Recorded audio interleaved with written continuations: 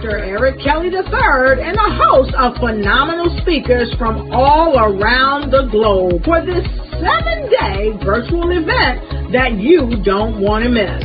The mission of the Black Business Expo is to raise scholarship money from kids all the way from high school all the way from college. The Black Business Olympics is one of the largest Black business showcases in the world. It is an opportunity for businesses and companies to showcase their businesses globally. We are going to be giving away laptops up to $5,000 away to students. Again, I'm Olivia Appleberry, the founder of 2 Cents Finance and one of the speakers for the expo. I am so excited to see you there. For more info, go to www.blackbusinessexpousa.com or call 919-308-9090 and hope to see you there. I am Black Business. From the moment I wake until the time I sleep. Yes, I am Black Business. I am Black Business. Tell me, are you Black Business? I am Black Business. Do you support Black businesses? Listen, I support Black business because I am Black Business. Black Business Expo, one of the largest business showcases in the history of Black business in the world. The world! Sign up today at www.blackbusinessexpousa.com or call 919-308-9090. I am Black Business. I am Black Business. From the moment I wake until the time I sleep, I am Black Business. I am Black Business. Are you Black Business? I am Black Business. Do you support Black businesses? I support Black business because I am Black Business. Black Business Expo, one of the largest business showcases in the history of Black America in North Carolina. Join Dr. Eric Kelly III and a host of phenomenal speakers from all around the globe for this 7-day virtual event that you don't want to miss. The mission of the Black Business Expo is to raise scholarship money from kids all the way from high school all the way from college. The Black Business Olympics is one of the largest Black business showcases in the world. It is an opportunity for businesses and companies to showcase their businesses globally. We are going to be giving away laptops up to $5,000 away to students. Again, I'm Olivia Appleberry, the founder of 2 Cents Finance and one of the speakers for the expo. I am so excited to see you there. For more info, go to www.blackbusinessexpousa.com or call 919-308-9090 and hope to see you there. I am Black Business. From the moment I wake until the time I sleep. Yes, I am Black Business. I am Black Business. Tell me, are you Black Business? I am Black Business. Do you support Black businesses? Listen, I support Black business because I am Black Business. Black Business Expo, one of the largest business showcases in the history of Black business in the world.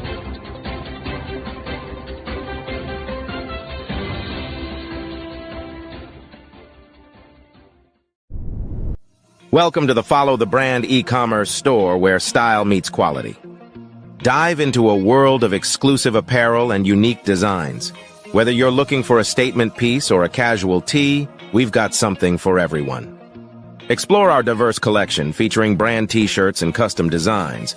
From the impactful Lead with Impact Vision to Victory series to personalized creations, our store offers a wide array of options. Discover courses and more, all designed to elevate your brand experience. At Follow the Brand, quality is our promise. Our products are crafted with the finest materials, ensuring durability and comfort.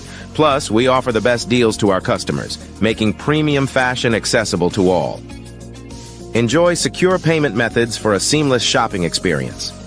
Our featured products include the Follow the Brand podcast t-shirt, available for just $19.99. For those seeking something special, explore our cover art t-shirts, showcasing designs by Grant McGaw and 5-Star BDM and more, each priced at $89.99. Available in sizes small to extra large, these tees are perfect for any wardrobe. Don't miss our limited time offer on the special edition t-shirt. Featuring the 5-Star BDM logo on the back and your favorite guest picture on the front, this exclusive piece is now available at a 20% discount. Shop now and make it yours. Enjoy worldwide shipping, bringing our high-quality products to your doorstep no matter where you are. With the best offers and secure payment options, shopping at Follow the Brand is not just convenient, it's a pleasure.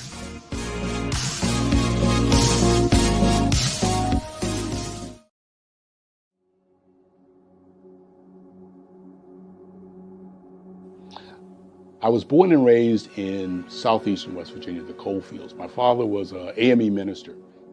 For me, I was very fortunate. Even though I grew up in the segregated South, I was surrounded by flourishing Black businesses. Doctors, lawyers, bankers, dentists. They were all there and they were all successful. And I guess that's part of my dream, is to see that success come back. My name is Joseph Simmons, and I am the founder of the Center for Micro-Entrepreneurial Training. We have this moment in time where we can change the trajectory of people. And our focus is on women, Black and brown entrepreneurs, and their access to capital, their ability to build thriving businesses, the ability to employ people. There's a study that showed that in those three communities, especially Black and brown communities, $1 stays in those communities for 30 minutes. In white community, $1 stays in their communities for 8 hours.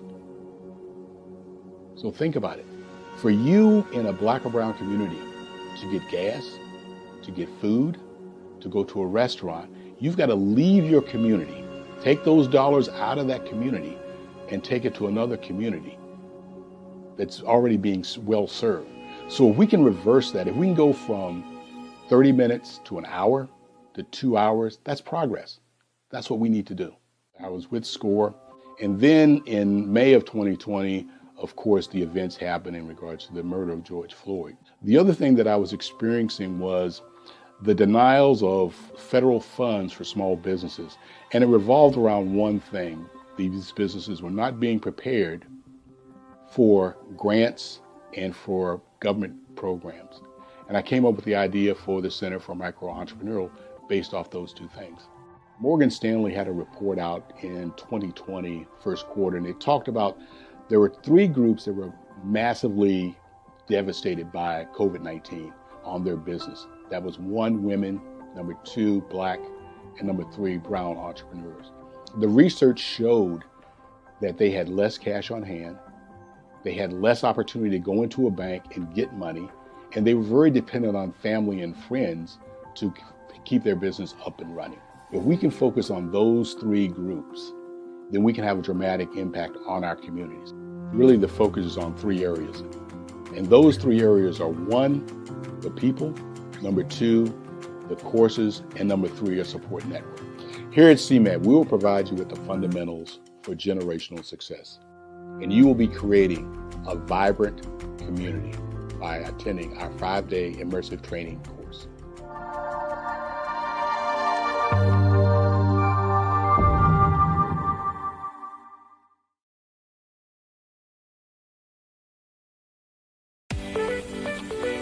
You are in the right place at the right time. The Black Business Network opens again for its Black Business Olympics, a 24/7 broadcast on business, strategies, global branding, social media marketing, finance, advertisement, and much, much more. featuring the top, most powerful entrepreneurs and speakers and thought leaders from all around the world as they gather together for this phenomenal event. Join the Black Business Network streaming live into the metaverse, STEM City USA, Black Multiverse, Pod TV, Roku, Hulu, iHeartRadio, Apple TV, YouTube, TikTok, Instagram, Google Podcasts, Facebook, LinkedIn, IBM TV, Spotify, and Twitch. Tune in today and be a part of this amazing movement. The Black Business Olympics welcomes you.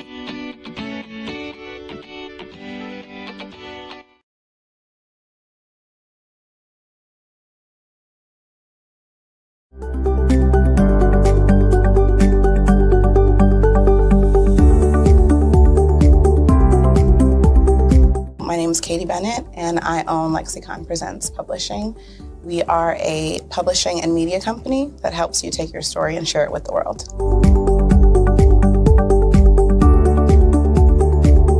You know, for a while, I just had my family telling me to just hang it up, get over it, and I had no support. And it was in your program that I really understood the necessity for having that help, having that support. And so now I actually feel like a CEO as we scale, as our clientele changes, as my company is opening doors for other people to, take care of their families. It's just completely changed from just a mom who was publishing books.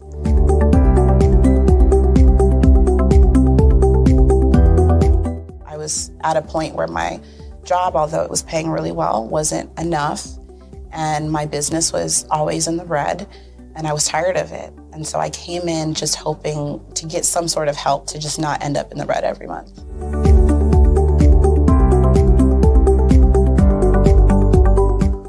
Ooh, wow. Okay, so there was one in particular, I cannot remember his name, but he asked me, he said, why are you in business?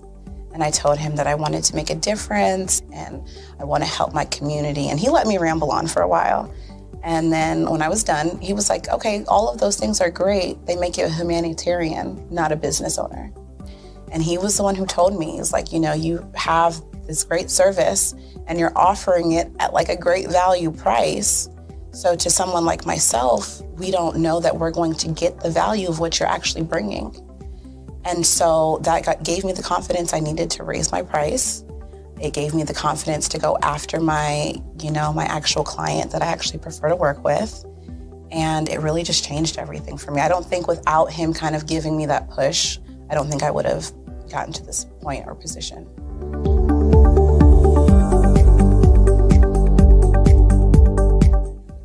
Wow, the benefits is just having a coach that holds you accountable. They set goals with you.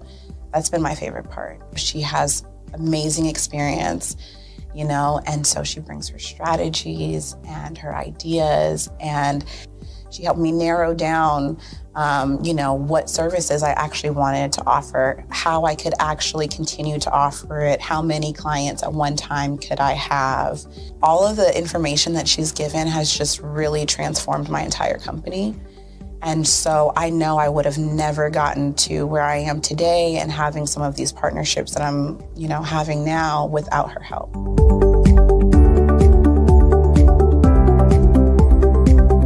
You're going to get information that you're not going to find on YouTube. You actually take the time to strategically give us the information, then give us time to actually apply it. I would also say that so that you're not just out on a ledge alone trying to figure this out. Like, you deserve to be in a community with other people who also want to grow their business. And then finally, the biggest thing I think I took away from CMET was that I had a whole office in Longwood, I still do, and at the time I had not paid my business tax receipt. I didn't know that that was something you had to do. So that was like one of the first couple days of information, and I'm like, oh my gosh, let me go get that together right now. So I'm really glad that, CMET was there for myself, and, anybody else who has the opportunity, they need to do it.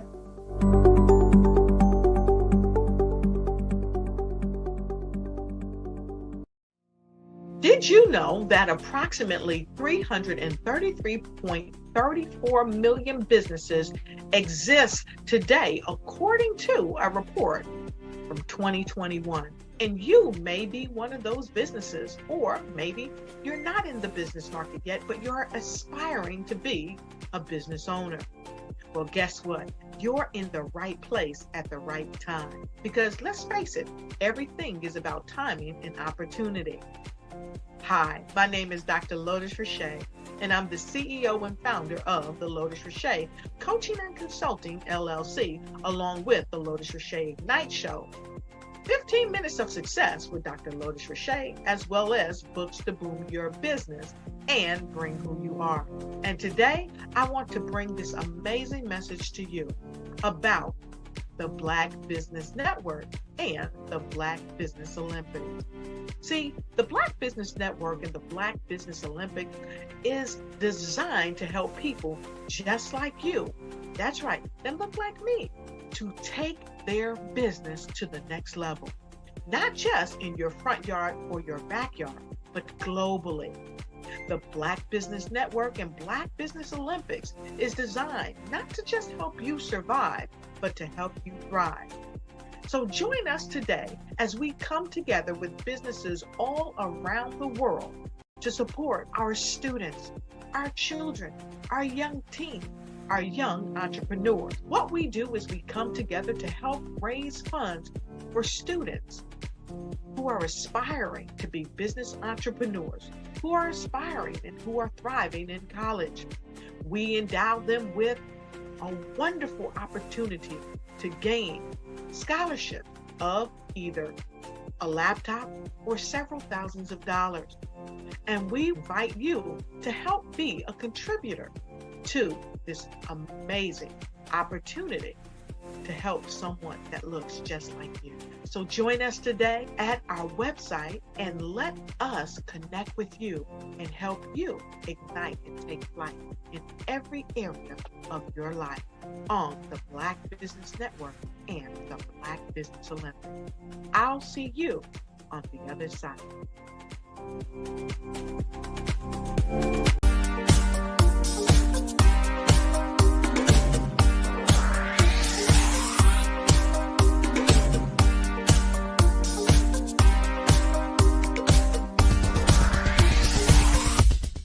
I grew up in Flint, Michigan during the 60s, and as a child, I can remember the civil rights movement.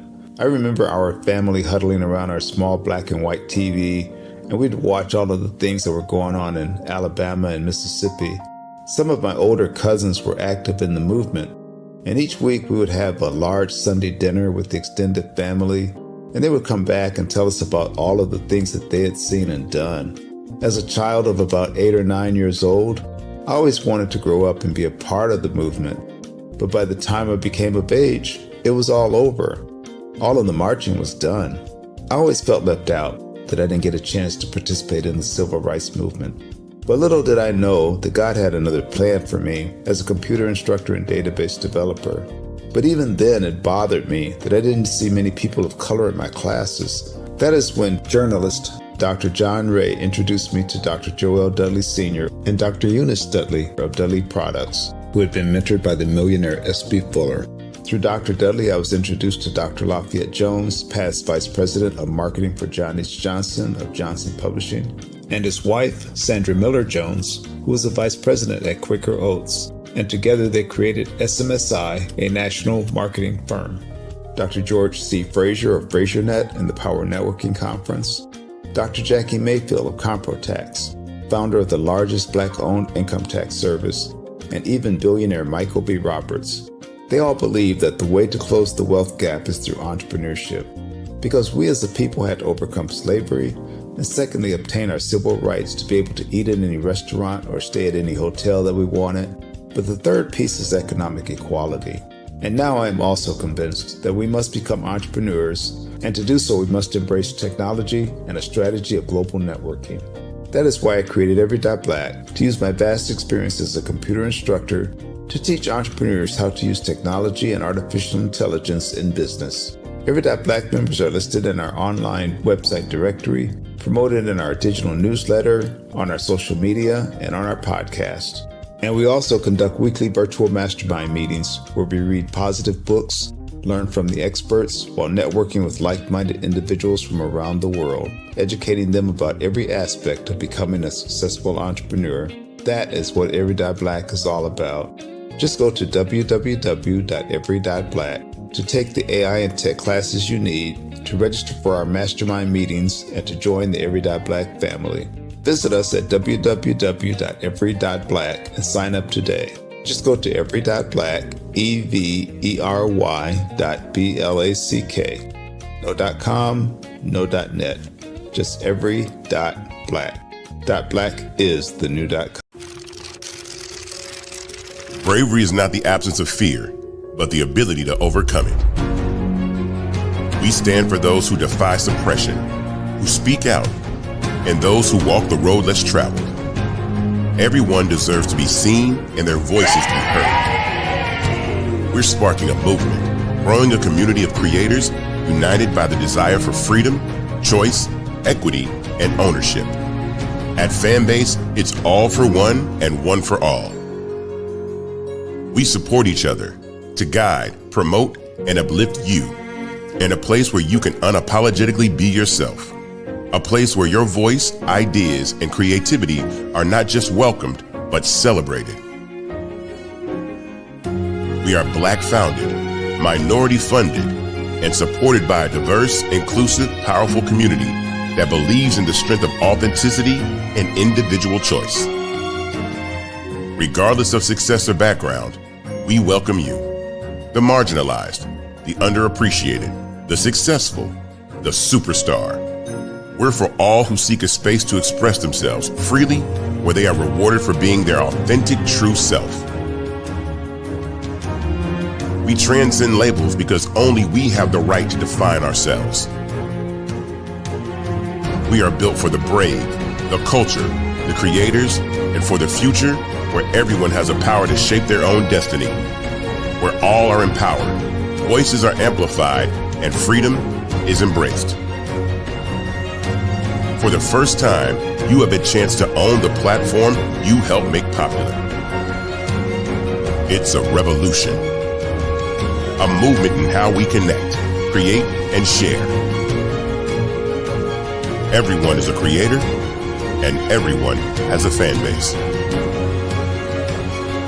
Here, you can be you without limits.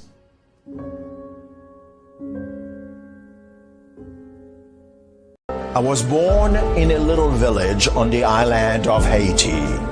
Many deadly diseases pounded me. It is as if they were on a mission to end my existence on this earth. I refused to give up. In 1983, I left Haiti and came to the United States of America. And I came with $5, 2 shirts. I didn't speak in English. I came to Atlanta. I got a job. I was a doorman. I was a doorman with a dream. What I used to come on stage. I'd rehearse this moment that I'm standing in front of you. That's the power of a dream. Maybe today is the day you begin acting as if you already have it. And then step out with full force. Take a risk. No condition is permanent. Don't let your situation distract you. You are chosen. You are called. You are born for a purpose in this life.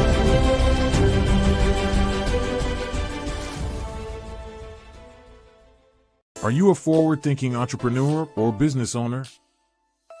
The world is changing faster than ever, and it's time to pivot and adapt to the future. Hello LLC is here to help you do just that. Hello stands for helping enterprises leverage leading-edge optimizations.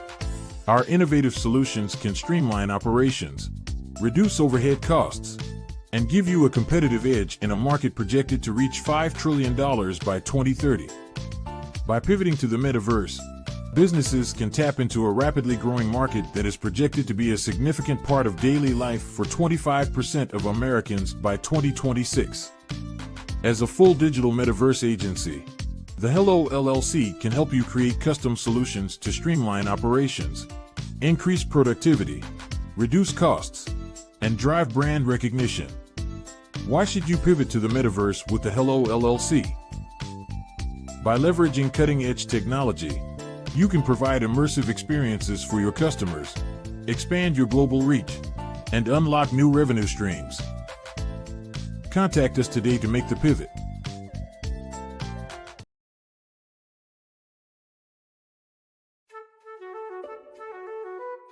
This is Dr. Arnold T. Petsworth. He's the owner of Petsworth Vet World, a veterinary clinic in Hopton, Connecticut. His patients include dog, cat, frog, fish, Goldie, dog, and this alpaca. Due to doctor-patient confidentiality, we can't tell you their names. Business at Vet World was steady, and then quarantine hit. Neighbors brought new four-legged friends into their homes.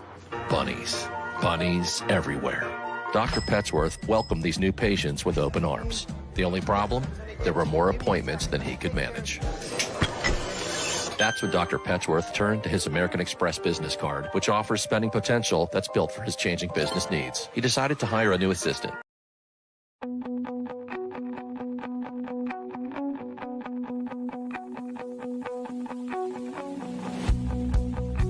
I am Black Business.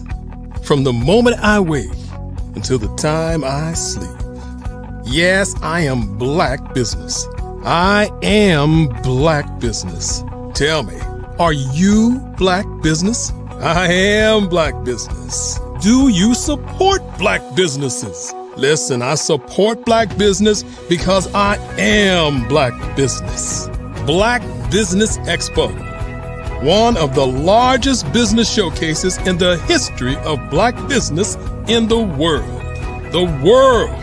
Sign up today at www.blackbusinessexpousa.com or call 919-308-9090. I am Black Business.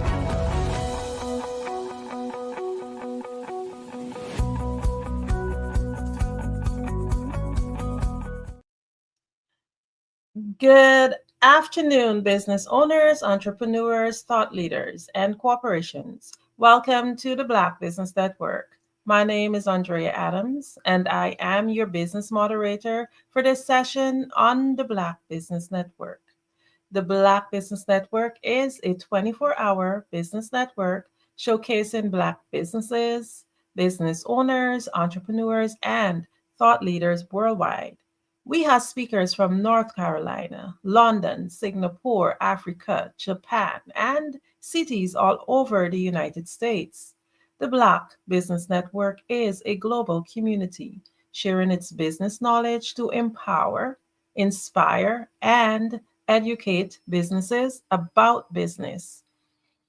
Our first speaker for this evening's session is Andrea Adams, and she is a passionate enthusiast of books, skydiving, scuba diving, gourmetizing, and nature views. She is an avid reader and the co-founder of the esteemed Keg Book Club. She is currently making waves in the podcasting realm as the host of Babble with Me, which is featured on the Los Angeles Tribune's podcast division. As an ICF accredited coach, speaker, mentor, and media personality, Andrea's power voice was catalyzed after receiving mentorship from the legendary Les Brown. Further guidance from John Tallarico in the Thinking into Results methodology has empowered her to mentor youths by fostering their public speaking skills, enhancing self-awareness, transforming minds, and nurturing positive relationships with themselves and others.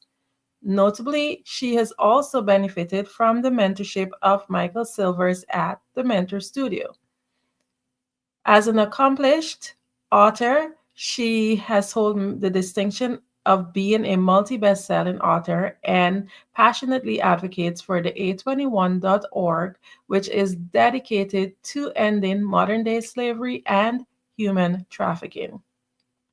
Ladies and gentlemen, Andrea Adams is none other than me, who is also your opening moderator for today. I have been privy to be able to speak to you about something that is on what I would consider one of my strengths, and that is the art of public speaking. I believe as business owners, it's important that we are able to represent ourselves, represent our brand. Many business owners, they're afraid, they shy away from public speaking. But studies have shown that people buy from people. If they can relate to you, relate to your story, then you can create a client for life.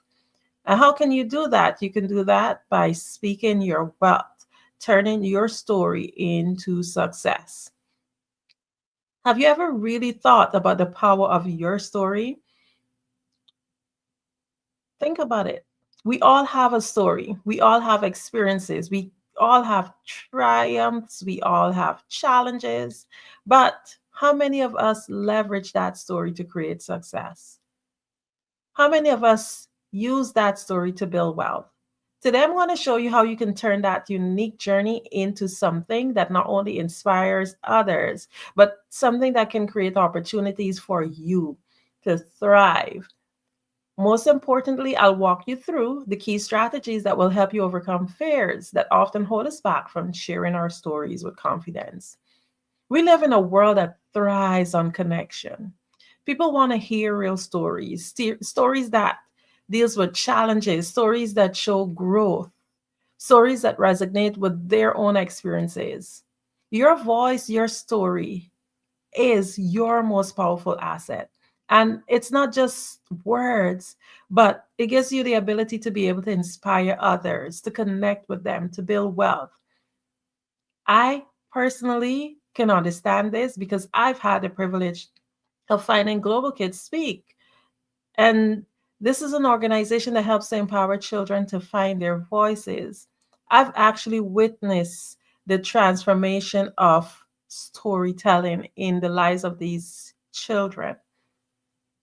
These kids, through coaching and mentorship, they learn not just how to speak, but we coach them and learn the importance of understanding your purpose and being able to speak with purpose, use words, use those stories, use those experiences to be able to help others, to inspire, and to impact. So, this here, in terms of public speaking, is not just for kids, but it's for all of us, especially as business owners listening in. We need to ensure that we invest in ourselves. How many of you have felt nervous about speaking in front of others? You're not alone, because even the most seasoned speakers, they tend to have butterflies, especially before live audiences, where you can get instant feedback like a boo or anything along that line. But the difference is that they've learned how to transform that nervous energy into something to fuel them for success. So today I'm going to share with you 4 key strategies that will help you to overcome anxiety. One of it, number 1, is embracing your nerves. You don't try to push it away. You actually embrace that nerve and you challenge it. You channel it, sorry. So the trick isn't to get rid of it, but to embrace it. Know that it's there and say, hey, you're here, but I'm going to use this nervousness to be able to channel it to get my message to somebody. Use it to energize your performance. Before you go on to speak, you can take deep breaths. You can ground yourself. And remember that your audience is here to hear you. You are here on the Black Business Network right now because you wanted to hear me. You wanted to hear what was going on here. Your audience is not judging you. In fact, they're rooting for you. You are the expert. When you shift your mindset, you see the nerves go away. Now, the second thing to do is to prepare like a pro. Our our community at Global Kids Speak, we talk about the 5 P's. Proper preparation prevents poor performance. You have to prepare. Preparing takes away half of the nervousness. And the best way to actually conquer fear is to know what you're about to go present. It's like building a safety net so you can practice. And the more you practice your speech, the more natural it comes and the less anxious you feel. The third thing to do is to shift your focus to service. What is it that, who am I here to serve? Your audience is the persons that you're serving. So the anxiety comes from the fear of being judged. When we worry about what other people think, maybe about how we look or how we sound, when we do that, we stumble, we stutter. So shift your focus away from you and think about your audience. Think about who is it that's here today to hear my message. Remember, your center is about serving. So if you're serving, then fear takes backseat because you have a purpose. Now, the fourth thing you can do is to hire a coach. I always recommend that. This is something that helps you. You can say, well, hey, you know what? I don't need a coach. I can practice. I can get there. Yes, that's okay. But having a coach is someone who can guide you, give you instant feedback, give you techniques on where you can improve. Having a coach helps you to go from being great to being awesome. They help you to personalize your message, help you to develop your thoughts, and also gives you the ability to get instant feedback and to learn at a faster rate. Basically, public speaking anxiety is something that everyone fears. So it's normal. If you feel it, know it's normal. By embracing your nerves and preparing like a pro, focusing on serving your audience and getting the right coaching, you can overcome that fear and step into your full potential as a speaker. So I will just give you a little tip. Next time you feel that fear bubbling up inside of you, you can count down, take a deep breath, smile, and remember that you've got this because your voice really do matter. The world is ready to hear your story. Now, let's talk about building this story. How do you craft a narrative that not only captivates, but also create opportunity for you to make money? I will give you a few steps. So, think about storytelling. Why is it so important? When we tell stories, it connects us. They make the information more relatable, helps you to resonate with people. Whether it's a keynote speech or interview or a workshop you're pitching to clients, when you weave compelling stories, it actually connects. Do you remember the last speech or presentation you heard? I bet it was not the bullet points, nor the statistics. It was the story, the speeches that have powerful stories. They're the ones that grab our attention. They're the ones that stir our emotions and make ideas memorable. But how can you use storytelling to engage your audience and leave a lasting impression?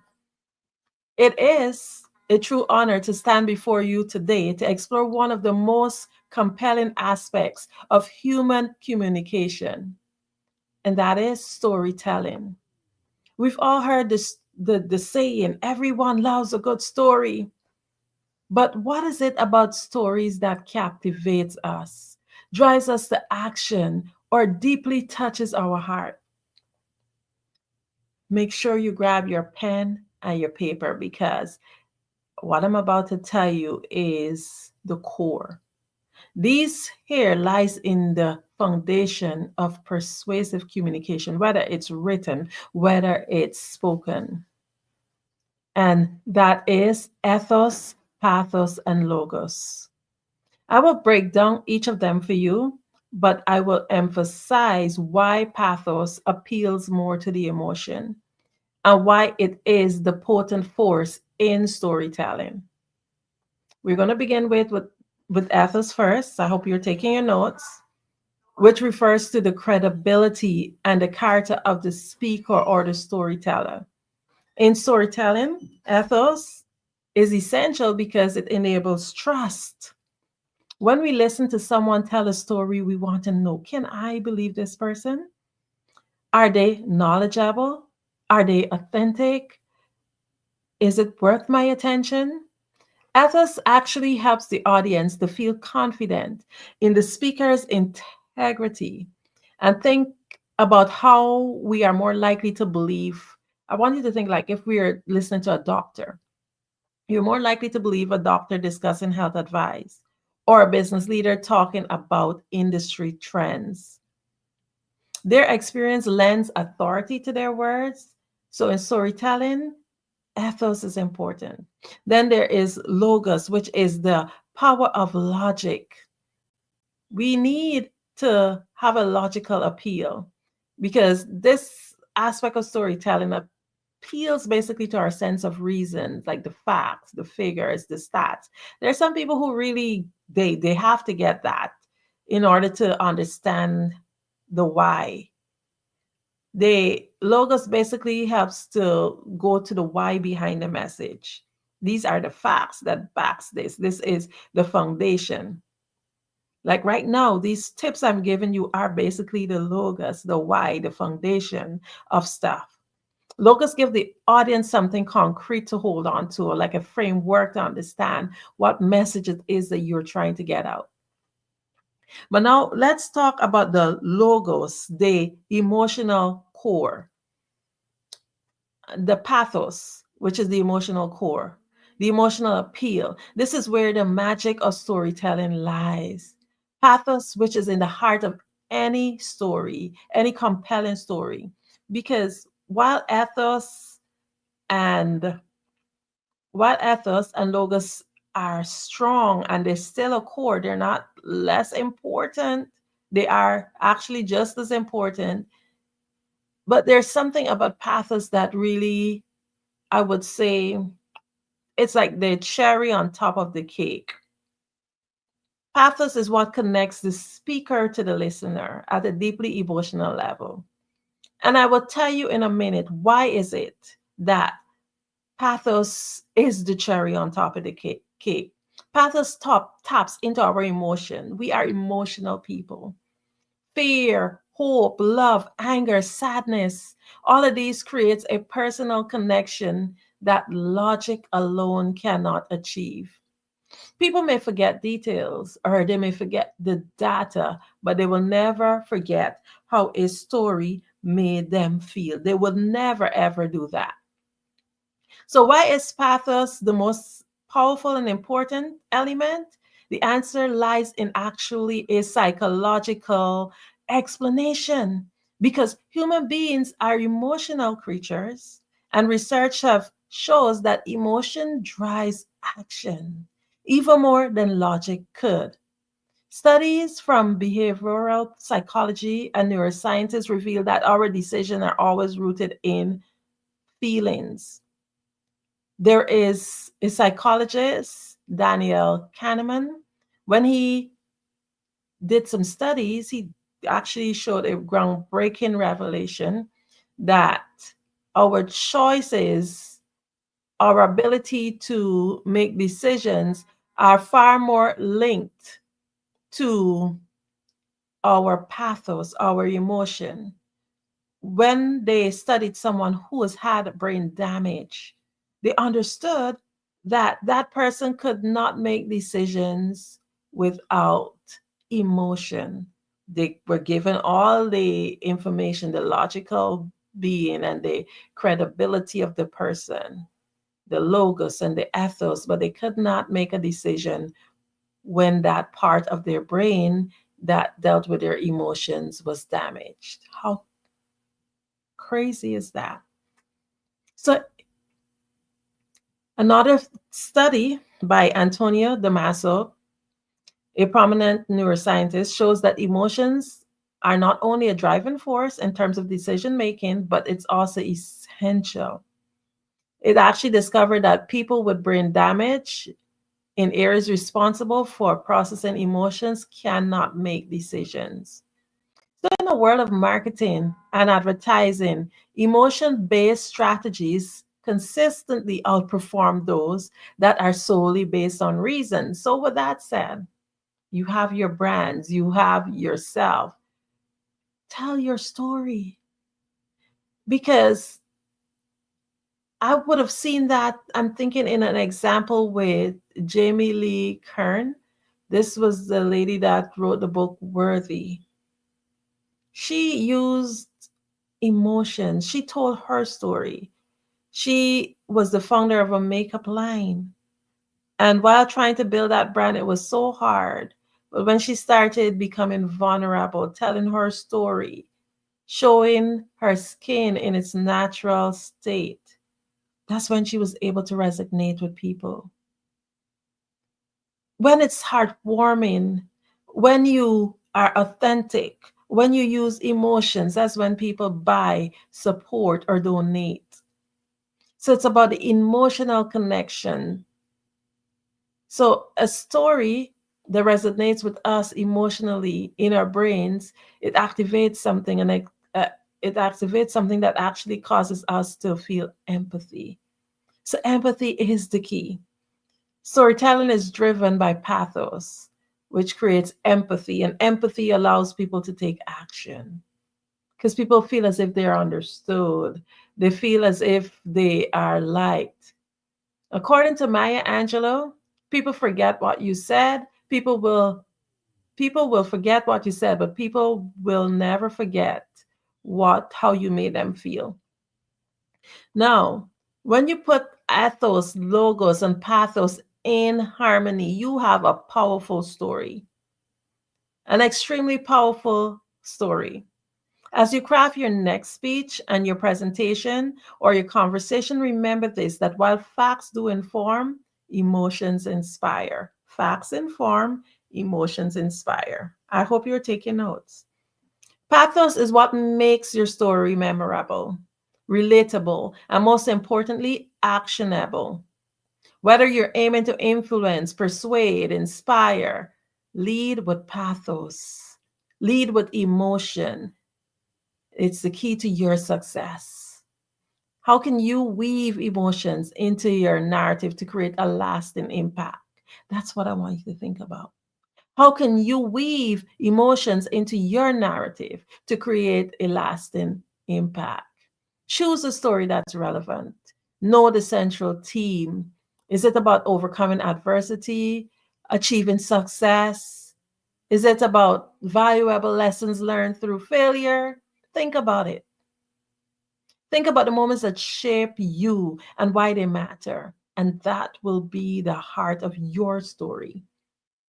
And once you've got that story, then you start to use descriptive language, vivid imagery. Make sure you bring it to life. For example, if you say that instead of saying, I feel nervous, you could say, my heart pounded in my chest. My hands trembled as I stepped on stage. It brings your story to life.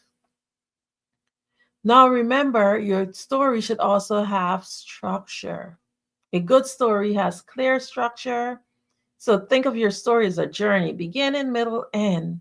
Or if not, there are other types of stories you can do where you introduce the character first and you introduce the struggle and then you go back to the beginning and then you show how they overcome. But whichever way, it must have structure. And if you're going to tell your story, identify 3 or 4 major turning points in your life so that you would know how to share that with your audience. Because turning points is what gives your story depth. It gives it relatability. Also, emotion is the heart of storytelling. So make sure that your story truly resonates by showing your vulnerability, showing your human side.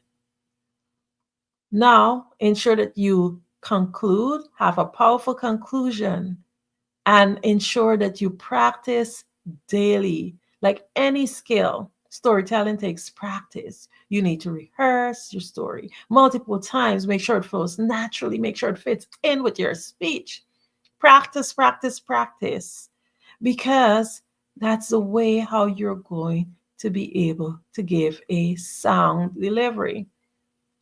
Now, to sum it up, storytelling is one of the most effective ways to connect with your audience. Make your message memorable, inspire action, choose the right story, use vivid language, structure it well, embrace emotion, and practice your delivery, and you'll captivate any audience. In closing, I'm just going to give you quick tips in how we can turn that story into success. You can build your number one, take notes. You can build your personal brand. Start by building your online presence. Make sure you create a blog, website, share your story, social media platforms. Number two, network and connect. Networking is the key to any speaking industry. Attend local events. Go to libraries. Start small. Number three, don't worry about landing a keynote speech right away. Start with small gigs. Number four, create a speaker's reel, a demo, somewhere that people can see you in action. So whenever you're speaking, whether it's online or you speak in person, make sure that you take videos. Keep something there so you can use it on as your demo reel. 5, position yourself as an expert because you are an expert in whichever niche is it. Whether you're selling real estate or you're an HR person or like me, a public speaking coach. Position yourself as an expert, write articles, give interviews. Now, if you want to have long-term success, just remember you have to always be learning, number one. Number two, make sure you develop your unique style. You are unique. Ensure, number three, that you stay consistent because success does not happen overnight. Keep putting in the work even when it feels slow. Remember, consistency is key in building a lasting speaking career. Ladies and gentlemen, turning your story into success is not just a dream. It is something that's possible. And when you embrace your voice, overcome your fears, share your message authentically, guess what?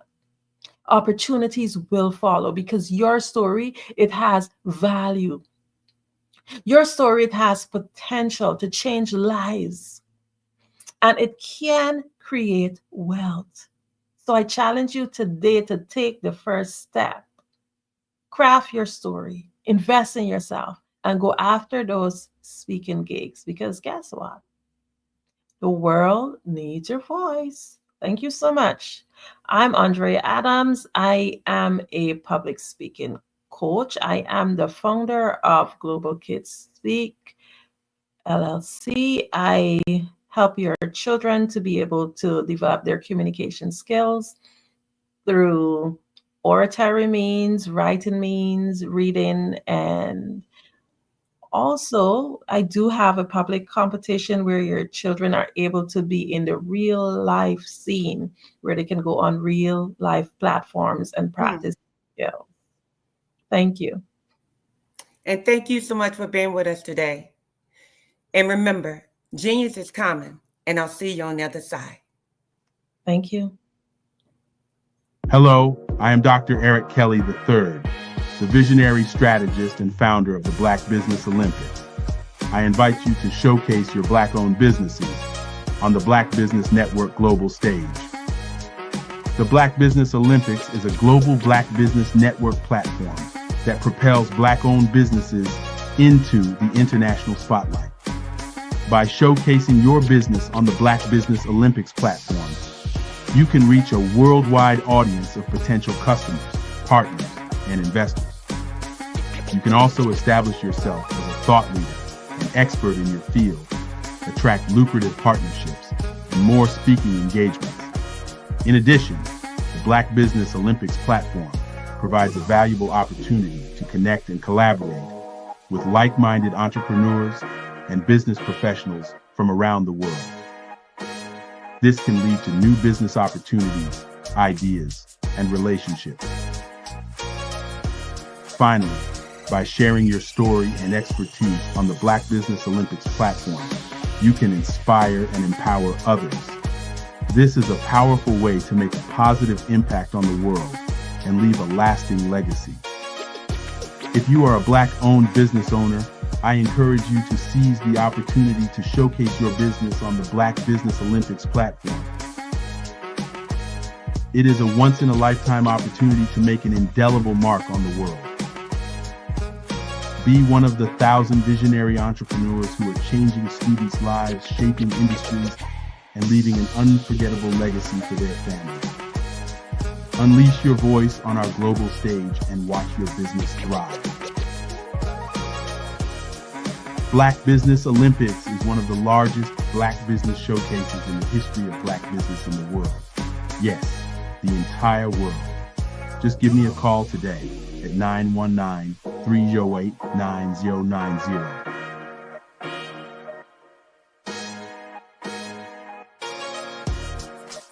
Over the past few years, we've seen the growth of existing and new initiatives focused on financial inclusion, building global networks, and reducing the wealth gap in response to the idea there's not enough seats at the table. Whether their outcomes are to increase the representation of Black executives on corporate boards, ensure an inclusive global economy, or to create new U.S. African commercial pathways, the strategies are often carried out by separate programs. The question is, should they be? With the continent of Africa being home to more than half of the world's fastest growing economies, the youngest workforce, over 400 companies generating more than $1 billion annually, 700 generating more than $500 million annually that are poised for growth, and being the destination of nearly $5 billion in venture capital in 2021. Diversifying U.S. and Africa commercial engagement by building bridges between African businesses and their U.S. diaspora should begin being seen as mutually beneficial. From helping to reduce Africa's enormous capital gap to catalyzing two-way trade opportunities, the COVID-19 global pandemic hopefully has taught us that global challenges and opportunities are more interconnected than we thought.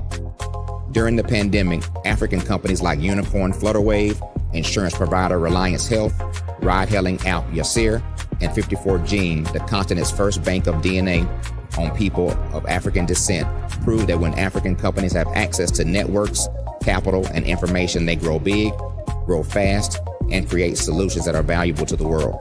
This is why Be Direct was created. We are the first U.S.-based but African-centric board preparedness and board search company designed to connect U.S. Black talent and corporations to African businesses. Unique and fundamental to Be Direct's success is our process of helping board candidates adapt their experience and networks to an African context before they're connected to high-growth companies that are looking to locally and globally scale. From our focus groups with African business execs and government leaders, we don't ignore the sentiment that business is easy, but people are hard. Having a pool of board candidates with hard-to-access networks and extensive experience across the business life cycle, including successfully raising capital, is table stakes for an initiative like this. So yes, we have that. But corporate or entrepreneurial success in the U.S. does not guarantee success in Africa. Developed alongside industry partners on the continent, our training program, Be Direct Prep, is designed to transpose their experience to create cultural comfort, understanding, and a commitment to helping businesses in Africa scale. Our board governance sessions are African, continental, and country-specific, integrated with cultural awareness and dexterity training, masterclasses led by African industry execs, and mentoring and coaching from African continental-based facilitators. But even more unique to Be Direct Prep, we cap off our training program with an immersion trip to help candidates that have not been to Africa before see and feel Africa's complexity and opportunity from African soil. We all know traditional network-based board placement has historically left a lot of us out of ever really being in the paid board pipeline. Our strategy supports the work of many great organizations that are successfully filling seats at U.S. board tables by creating more tables for those that are still left on the sideline. It's time to start seeing the role and value of U.S. Black talent and businesses on the continent of Africa differently. Old perceptions and habits limit economic inclusion. Let's transition Black talent and the African businesses they will support from the periphery of the global economy to its core. Living in a global lockdown, we all know now how fast local and global economies can change, and see the value of having businesses that hire, strengthen local value chains, and even grow globally. Status quo in any form holds back progress. We must democratize U.S.-Africa commercial engagement by socially and economically connecting cultures that have long been disconnected. It's time for Africa's U.S. diaspora to redefine their global value by helping African businesses scale continentally and globally.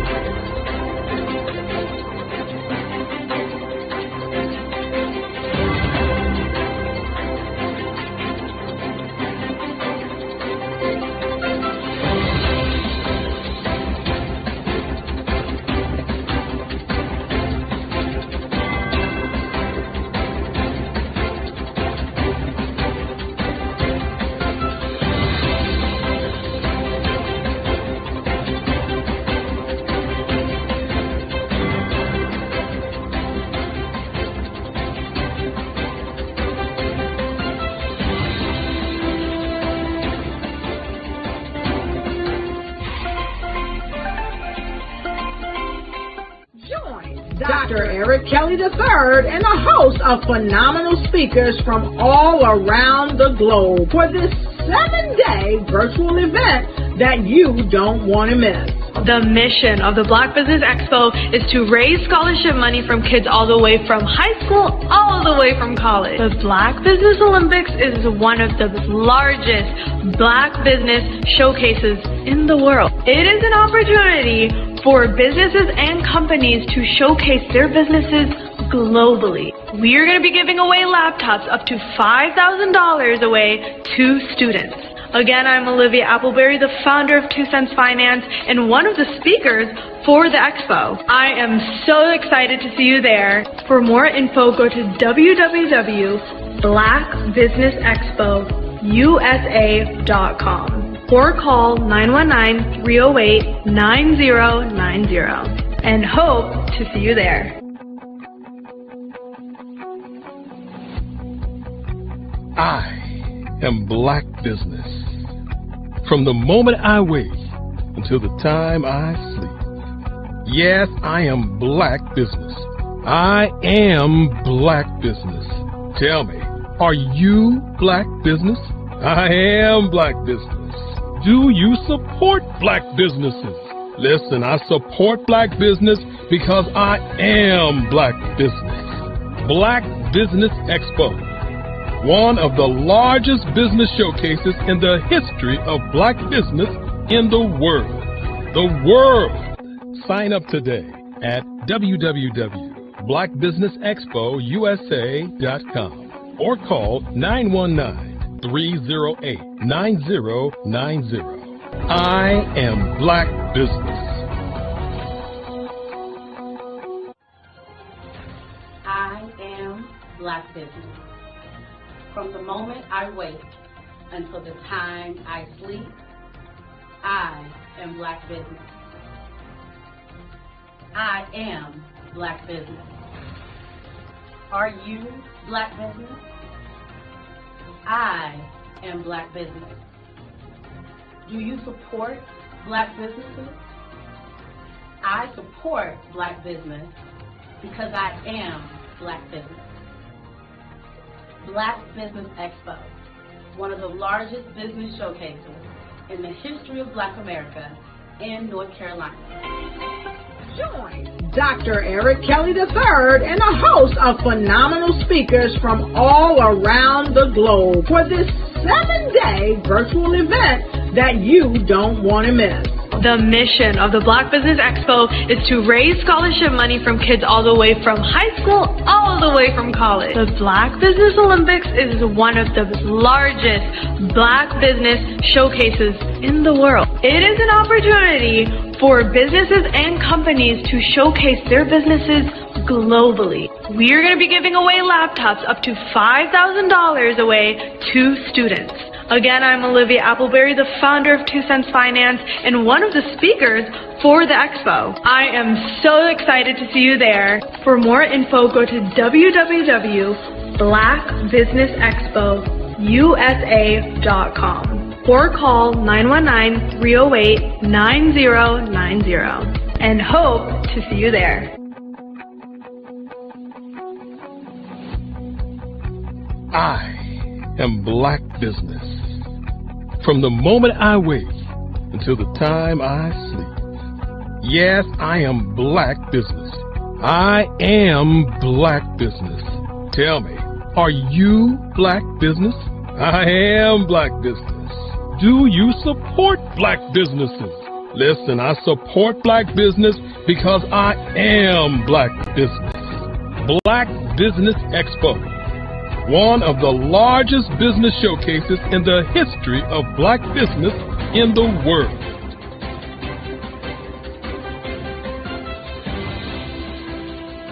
Sometimes you got to hear the news from the Black perspective, and more specifically, Black publishers. And that's exactly why you have to download the HeyTie app, the largest mobile app delivering breaking news, videos, and podcasts from 200 of your favorite Black publishers. Yes, 200 Black publishers delivering news as it happens, literally all in one app. Go to HAYTI.com or download the app in the Google Play Store or Apple App Store. It's completely free, along with information that you can trust, so go check them out. Follow the Brand TV broadcast host, Grant McGaw, as he visits with top executives and entrepreneurs to find out their secrets of success with their personal brand. Follow the Brand TV broadcast host as he focuses on brand development to build better relationships, bring value to your business, relationships, and career. You will enjoy listening to each episode that is tailored to speak to you directly.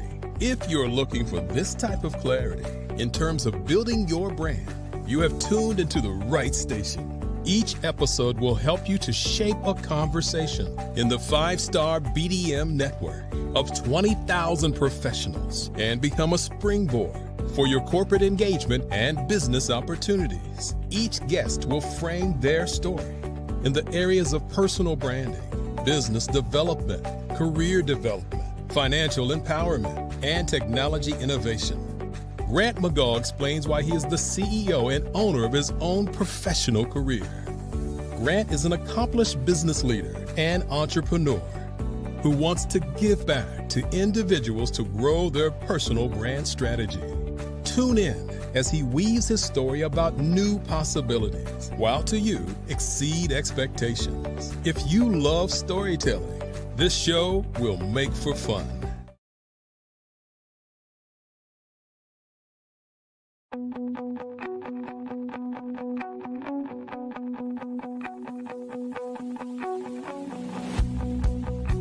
I am Black Business. From the moment I wake until the time I sleep. Yes, I am Black Business. I am Black Business. Tell me, are you Black Business? I am Black Business. Do you support Black businesses? Listen, I support Black business because I am Black Business. Black Business Expo, one of the largest business showcases in the history of Black business in the world. The world! Sign up today at www.blackbusinessexpousa.com or call 919-308-9090. I am Black Business.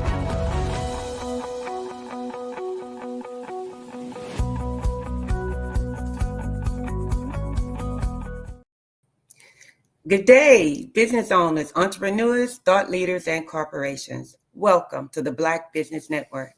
My name is Rebina Amos, and I am your business moderator for this edition of the Black Business Network. The Black Business Network is a 24-hour business network showcasing Black businesses, business owners, entrepreneurs, and thought leaders worldwide. We have speakers from North Carolina, London, Singapore, Africa, Japan, and cities all over the United States. The Black Business Network is a global community sharing its business knowledge to empower, inspire, and educate businesses about businesses. Today, our keynote speaker is Dr. Barbara Wright. Dr. Barbara Wright, the visionary founder of Certified Dream Builders Incorporated, is a renowned expert in grant writing and fund development, having secured over $150 million in funding for various organizations. With more than 2 decades of experience, she has served in influential roles like program manager for the Housing Authority of Kansas City and grant manager for Kansas City Public Schools. Dr. Wright is the creator of innovative tools like the 1 Hour Grant app and the Canvas Grant Writing System. As a transformational speaker and educator, she empowers organizations to turn visionary ideas into funded realities. I present to you Dr. Barbara Wright. Good morning. Good morning. And remember, genius is coming, and I'll see you on the other side. All right. Good morning, everybody. I'm excited to be here as usual this morning. And it's been a couple of years, I believe, since I've been with Dr. Eric Kelly and the Black Business Network. And I've seen the growth, and I'm just excited to be a part of it.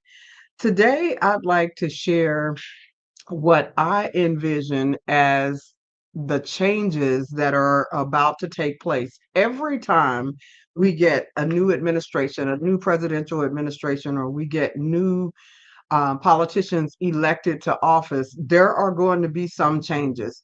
A lot of the presidents will come up with their first 100 days, things that they want to get done. And many of you have listened to the new president, whether you voted for him or not, you've listened to some of the things that he has said that he's going to do. And I have never seen this much change being promoted or touted by any president in my history, and I've been around quite a while. And so what I'm trying to do for the most part is take this information and incorporate it into my teaching as I try to get people ready for applying for funding, which whether that's grants, contracts, loans, or having investors for those of you who are for-profit organizations. Whatever method you are using, or if you are trying to get funds at all, you need to be familiar with all the income streams. For the nonprofit organizations, we have about 7 income streams that we look at. And for the for-profit organization, you have about that many as well. So I have a book that I've written called Getting Ready for Grant Writing. And as I was pulling things together and trying to determine how can I help people, I found that my book, Getting Ready for Grant Writing, is still right on time. It is still one of the best resources that you can use to get yourself ready. Now, it is also important for you to follow this new administration and follow what you feel that they are going to do.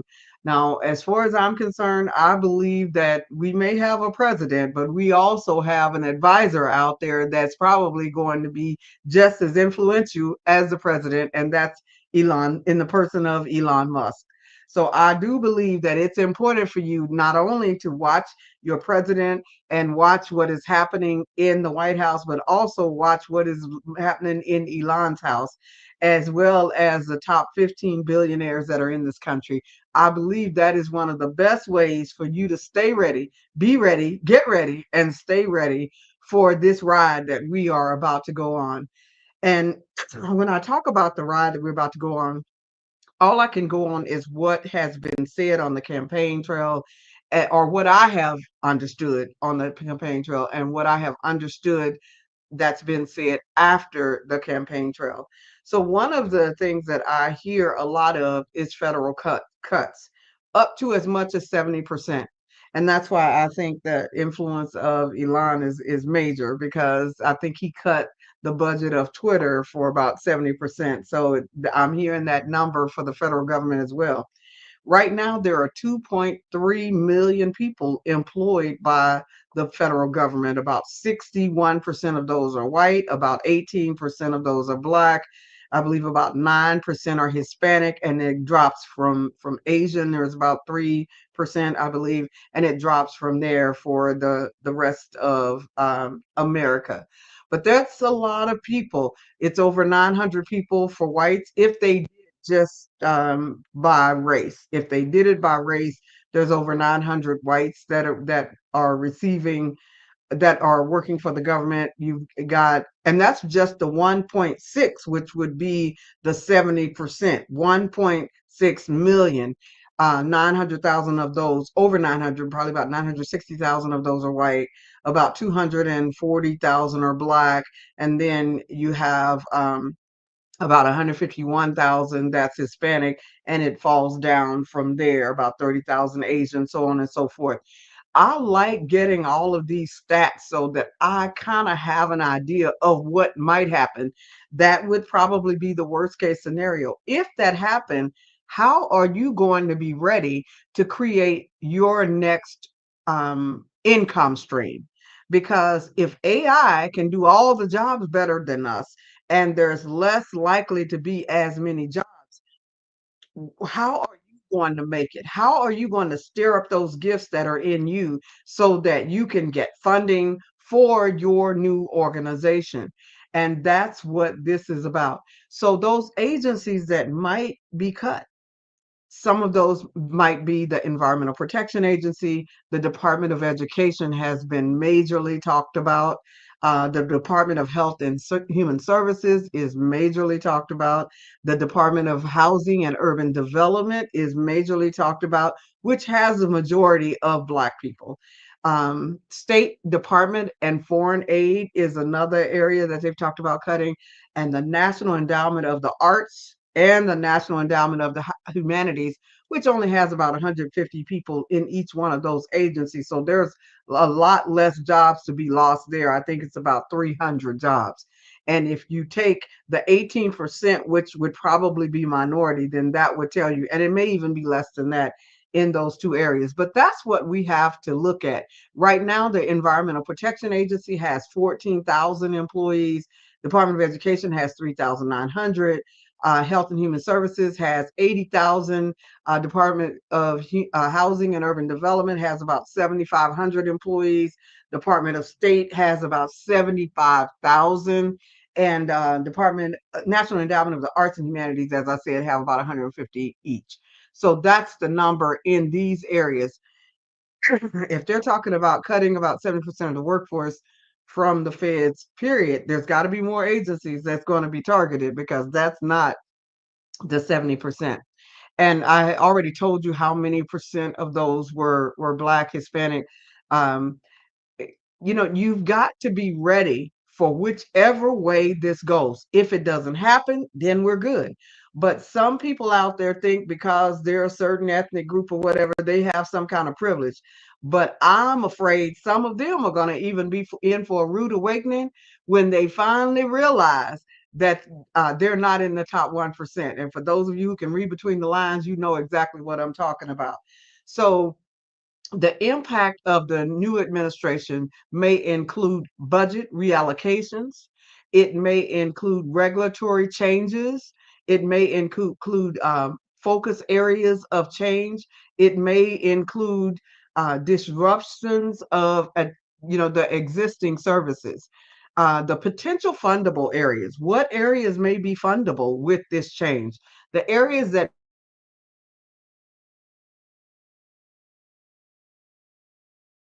are defense and military, and the 4 branches of military, but there's probably going to be a 5th one, and that's the space force, the space force. And with Elon being there and having a lot of say-so in what's happening, I believe that that's definitely going to happen.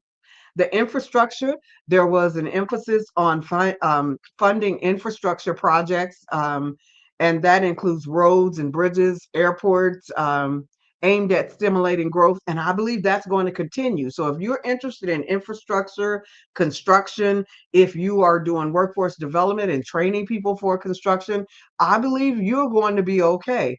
If you are providing any type of border security services, I believe you are going to be okay. If you are into providing public safety, I believe you are going to be okay.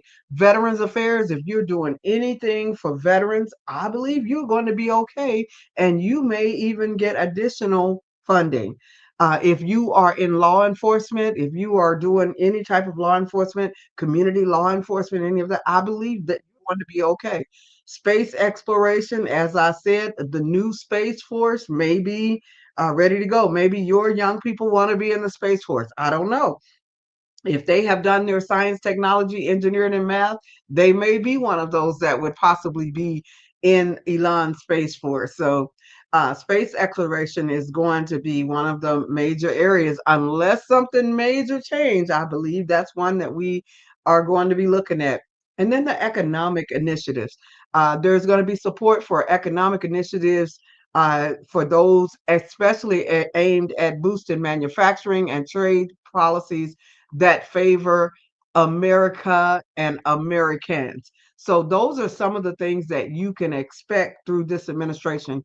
Another thing that I have done to try to analyze how this is going to look and what is going to happen. Now, you all, this is the world according to Dr. Wright and the world according to what I have been able to uncover. We don't have the full 100 days yet, but all I can go on is what I've heard and what I've seen. As we go, you will find out whether I'm right or wrong, and we'll find some more information. But what I have done is thought about some of the focus areas for different nationalities. And since the majority of this audience will be Black, I will focus on the Black experience pretty much. Blacks, to what you want to do is you want to stay informed. You want to know what is going on. Please don't be asleep. Wake up. And at the end, I'm going to give you my 7 steps for my getting ready for grant writing book to make sure that your business or your nonprofit is ready. Or if you're thinking along the lines of business and nonprofit, because you already know if they go to the UBI, which is universal basic income, to where all of us get basically the same amount of money, and you know that's not going to be enough to fund your way of living, you've got to stir up those entrepreneurial gifts that are in you and determine how is it that I'm going to be able to add extra income to this universal basic income that they are talking about.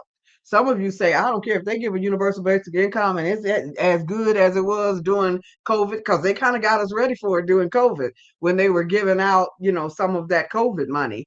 That's similar to how the universal basic income would work. So you need to stay informed of what's going on. I read something the other day that was kind of disappointing. They said old slaves were beat because they read. New slaves will fight because they don't want to read, but it's really something else. So we want to make sure that we're not in that group that do not read. We want to definitely be readers, and you can't listen to everything these people say. You got to read their strategic plans to know what's going on.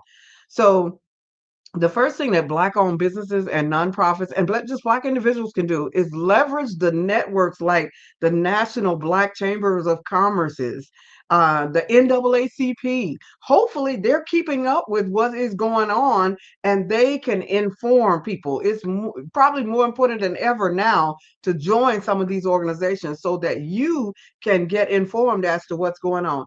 The Black church has to do like mega talking about make America great again. The church has to make itself great again and don't become irrelevant, because churches, pastors have buildings, they have facilities, they have a place that people can meet, that you can train in there. You can take up some of the slack from some of these public schools that may have their funding pulled from them. You may be able to do some before and after care programs for the students. You may be able to be that church that provides the literacy program. I spoke this week and I was telling people most of what our progress was birthed out of the church. So for the church to become irrelevant in this day and time because our minds have changed or whatever, we don't want to be that. We want to make the church great again. So you are in position, church, to do a lot of things. Howard University, Hampton University, Spelman University, born out of the church. Also, someone said that it's something similar to that in a church service that I went to last week, and it inspired me. So it made me go do research. So as I did research, the civil rights movement and so many different movements were birthed out of the church. And now for us to kind of get to the point where we're becoming irrelevant doesn't make sense. So you want to leverage the National Black Chamber. You want to leverage the NAACP. You want to leverage the Black church that's going to get on point and become that organization that helps us not to fall backwards, because if not, they're not going to be getting their offerings either. So it's important for them to realize that AI is here to stay, and AI can do everything better than us. And that we've got Trump and Elon for probably 4 years. So during this 4-year period, we've got to be transitioning and transforming. Understand the political climate, the SWOT and PESTLE analysis, which those are a part of my 7. So you want to focus on policies that impact civil rights, minority business funding, and community development grants. So if you are the NAACP, or you are the Black Chamber, or you are the Black Church, you need to have somebody that's paying attention to what's happening with the civil rights. You need to have somebody that's paying attention with what's happening with minority business funding. what organizations favor funding minority businesses and community development grants. I was so inspired to hear the lady before me that was talking about storytelling, talking about communication, because there's nothing more important than communication. We need to have those people out front that are good communicators that can speak these people's language so that we can have someone out there fighting for us. It's not that we're thinking that we're so much better. Well, in some cases, some of us are not thinking that we're so much better, but we deserve the fair shake that everyone else has. And in order for us to get that, somebody has got to be out there knocking on doors and knocking on these offices and finding you a seat at the table. Because if you're not at the table, you're on the menu. You can not vote, you can do all of this stuff, but you can also be on the menu being served instead of being at the table. So we've got to get someone at the table. You want to build strong relationships. You want to develop ties with minority focused advocacy groups and political representatives. It makes no sense that we are still where we were during slavery and we have no organizations that really speak for us and work for us as a whole. We've got to step it up. Each one teach one, and come up with these organizations that will help us have some leverage in this economy and in this administration. Diversify funding sources. You got to prioritize diversifying beyond the federal funds to include private foundations, focusing on racial equity and injustice. You've got to find other funds besides federal. Now, I do have 7 streams of income that I encourage you to be involved in even before this administration. So you want to diversify. Don't be expecting all of your eggs to be in one basket because that may not work. Even if they do the cuts on the federal, that money will probably trickle down to the states to administer, but you still got to be involved in your state in order for you to know where that money is. You want to enhance your grant writing skills. Y'all, if you ain't been coming to my free class on Clubhouse and my Pay What You Can class on Zoom, I would suggest you get yourself over there. Just go to the website at certifieddreambuilder.com on Mondays and Thursdays, even Thanksgiving. Every day, every Monday, every Thursday, we provide free information to help you get ready for grant writing. As of now, the Zoom is Pay What You Can, but as of now, the Clubhouse is free and you can come in there and learn grant writing skills. Access culturally specific grant writing training that addresses community specific needs and narratives so that if funding does come, you know how to get your goals, your objectives, your implementation or activities, your evaluation, the impact that it's going to have on the community. You know how to do your management, your timeline, your sustainability. You know how to disseminate the information. You know how to create a budget. All of these things are addressed when we are teaching the grant writing. So it's very important for you to come and get yourself ready. The document impact. You highlight the socio-economic impact on minorities, communities in grant application and report. There's an impact of the administration. You've got to learn how to highlight that. You've got to engage in advocacy. Be at the table, as I had spoken earlier. You need to be active in advocating for policies that support minority entrepreneurship and community funding. It's got to be minority entrepreneurship because, as I said, AI can do everything better than us. It can do everything better than us. And I've heard Elam say there's not going to be any jobs in a few years. There's not going to be any jobs. So if there are not any jobs except for healthcare, technology type positions, and construction infrastructure type positions, those are the main positions that are left, and apprenticeships, that kind of thing. What do you do? If AI can write better than you, it can entertain better than you, it can do all of this, what do you do? So we've got to be ready for this.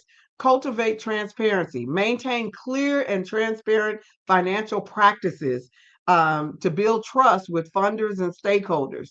So your accounting has to be right.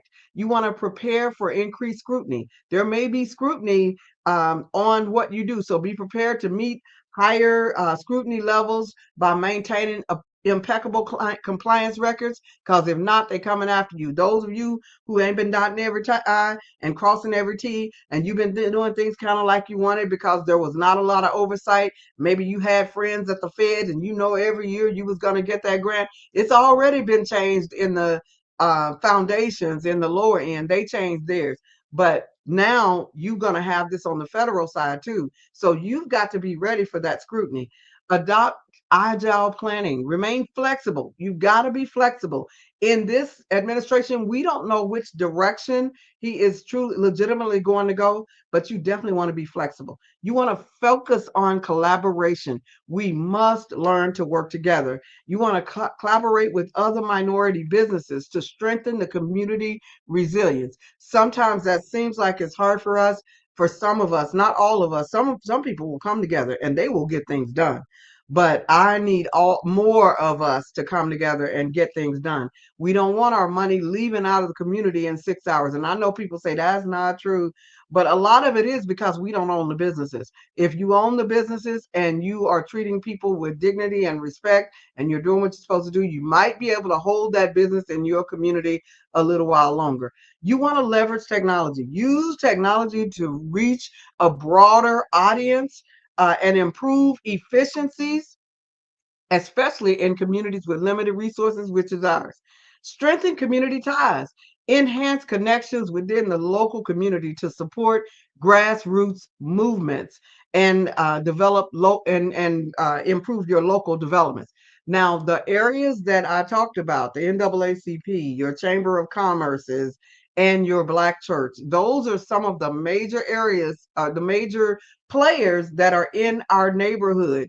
We've got the why. We've got some of those areas in our neighborhoods as well, but those are the types of areas that we're going to have to pull people together in and start, making some changes. And some of us are going to have to become technologically savvy and do it online as well. You want to develop a financial buffer. You want to build reserves to shield against potential funding cuts to programs critical to minority community. One thing about minorities, many of them have gifts and talents. I can remember living in Plum out the country, Nelly out the world, down in Arkansas, Forest City, Arkansas, named after the organizer of the Grand Wizard, one of the Grand Wizards, first Grand Wizards of the KKK, Forest City. I can remember living there, and in order for those Black folk to survive down there, they had to barter. Mama Lily had the chickens and the eggs, and my grandma had the sorghum molasses, and Mr. Simmons down the road had the moonshine that the church didn't like. Then cousin Johnny had the hogs, and he had the meat, and somebody worked for Dolly Madison, so he had the cupcakes, I guess, that Dolly Madison didn't want or whatever. But anyway, everybody had something. Everybody was bartering something. I don't know if we have to go back to that, but we must learn how to work together in our community. You want to enhance organizational capacity. You want to make sure that you're focusing on building internal capacity and managing and advocating for community projects. You want to stay compliant. You don't want to get compliant and then find yourself being lax, because what you want to do is stay free.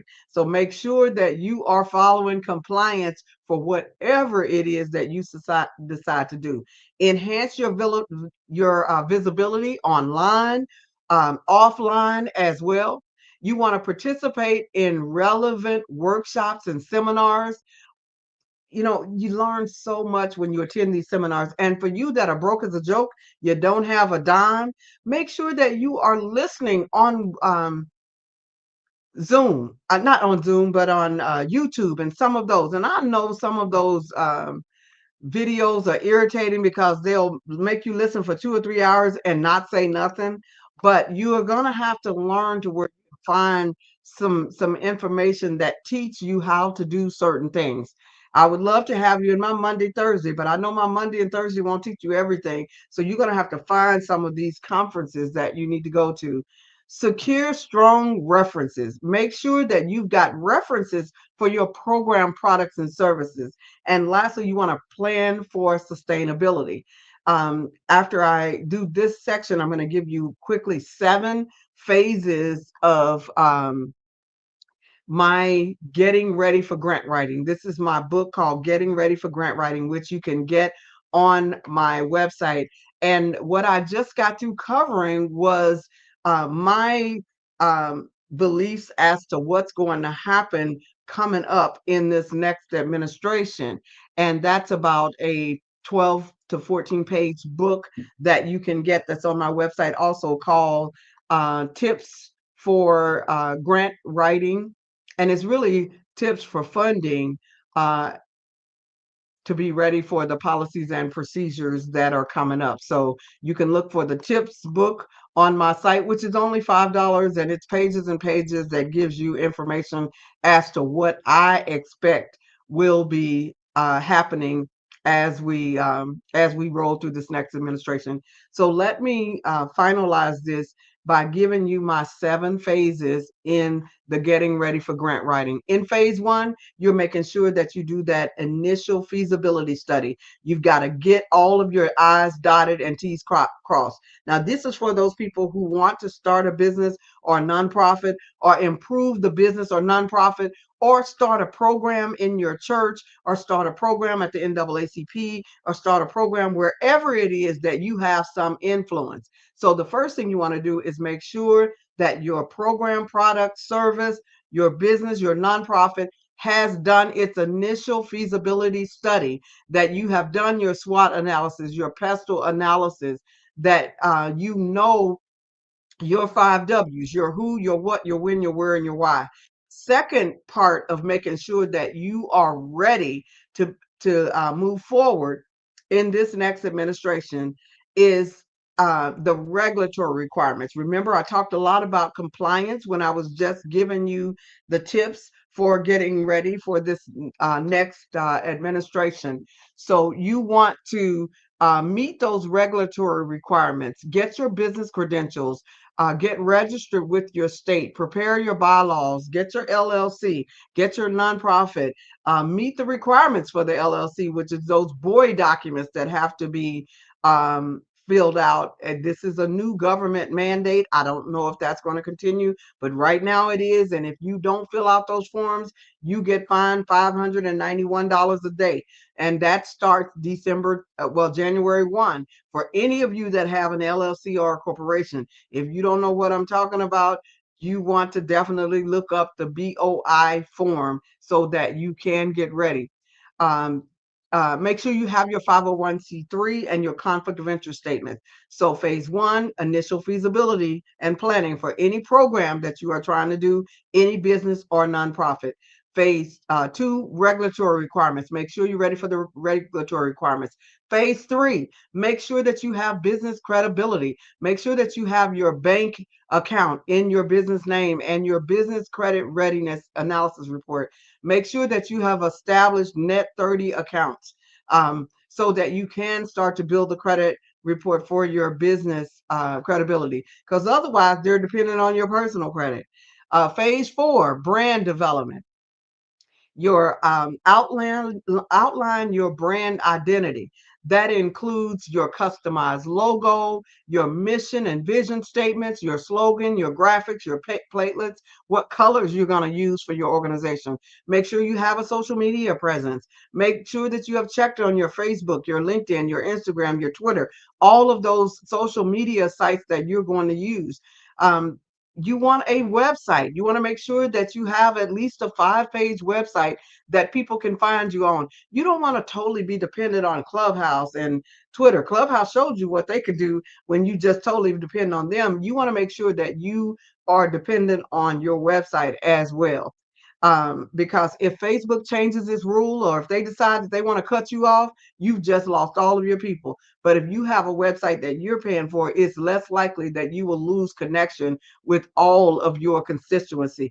almost 6,000 when Clubhouse decided to shut down. So basically, they gave them back after a while, but I lost communication with 6,000 followers at that time. Phase 5, you want to make sure that you are collaborating, and there's a total of 7 phases. Phase 5, make sure that you have collaborative development, registering with the Community Foundation, registering on sam.gov, grants.gov, and you're getting your login ID. You can get the DUNS number. It's not as important as it used to be, but you want to make sure that you get that unique entity identifier that you get from the federal government. If you guys don't have a clue as to what I'm saying, get the book, Getting Ready for Grant Writing, on my website at certifieddreambuilder.com. Board members, making sure you've got your governing board members and your advisory board members, that you have your recruitment letters and your letters of support and board policies. You must have all of these things in order. The book lays it out to where you have the order so that you can get your business ready for funding, whether you're getting individual gifts or you're getting retail gifts, retail sponsorships, foundation grants, local grants, state grants, or federal grants. They all require the same thing. Or if you're even having investors to invest in your new business. Now, as a small LLC, you can have as many members as you want. So if you are a small LLC, maybe each one of your members pay $10,000 to be a member, so you can raise money that way. As a nonprofit organization, you can sell stock as long as you're selling to friends and families. If you decide to go public, that's when you've got to do a lot more things, but you can sell stocks to raise funds. So that would be considered the individual gifts. But there are 7 streams of income, and you need to figure out how can you get some of those 7 streams in your coffers. If you don't understand this, start coming to my free teaching sessions through Clubhouse every Monday and Thursday. Or if you want to see what I'm talking about, you want to see my books, you want to see the videos, then you pay what you can and come to Zoom each week. And all of that is on my website. Phase 6 of the 7, sustainability and finance development. Make sure that you are sustained and that you have your fundraising sustainability package. Don't just be doing this off the cuff. You need to know exactly how you're going to raise funds. Now, I'm talking to the nonprofit, and I'm talking to the business, and I'm talking to auxiliaries of the church, the auxiliary leaders, and I'm talking to those of you in leadership. But I'm also talking about mom and dad and grandparents, those people who are the head of their household, because you need to have some type of fundraising sustainability package as well. Whether it's the income that you have that is not likely to be cut. You know, some of you have depended on Section 8, and some of you have depended on all of these governmental programs. Now, you have been told that they're not going to be there, so I don't know what you plan for. You better make sure that you are developing your fundraising sustainability packet for your household as well. Now, for the businesses and nonprofits, you want to list any type of fundraising potential, like grants, like individual gifts, like the retail sponsorships, like the retail in-kind gifts or in-kind gifts from whoever, your foundation grants, your local grants, your state grants, and any federal grants that are left after these changes. You want to definitely have a scalable budget template, a scalable budget template. Number 7, you want to train everybody in your arsenal. Anybody who is going to work with you, you want to make sure that you are training them and getting them ready for this new administration. Get them ready for what we are about to embark on. Every time there is a political administration change, there are lots of changes that we have to be agile and get ready for these changes every time. This time is definitely no exception. I do believe there is going to be quite a few things that we need to adjust on and change on. And if you get the little tips that I have, the little $5 tips booklet, It compares the races, what might affect Black people, what affects whites, what affects Hispanics. And in one of the areas, I found that they told them to pull together. What bothers me a little bit is when it comes to our people, where do we pull together at? It used to be the church. We have the NAACP. We have some of these agencies. I don't know how involved they've been in their community. Some of them have worked just, it seems like just with the businesses. But for the rest of you, how do you pull yourself together? I do believe that we need to come together. The Chamber of Commerce's, we need to come together. The NAACP, we need to come together. We need to join again. We need to join some of these things. And the Black church, that is the other strongest entity that we have. We have to use what we have. We have to use what we have. Regardless of what your religious preference is, that's where we have a lot of people coming together.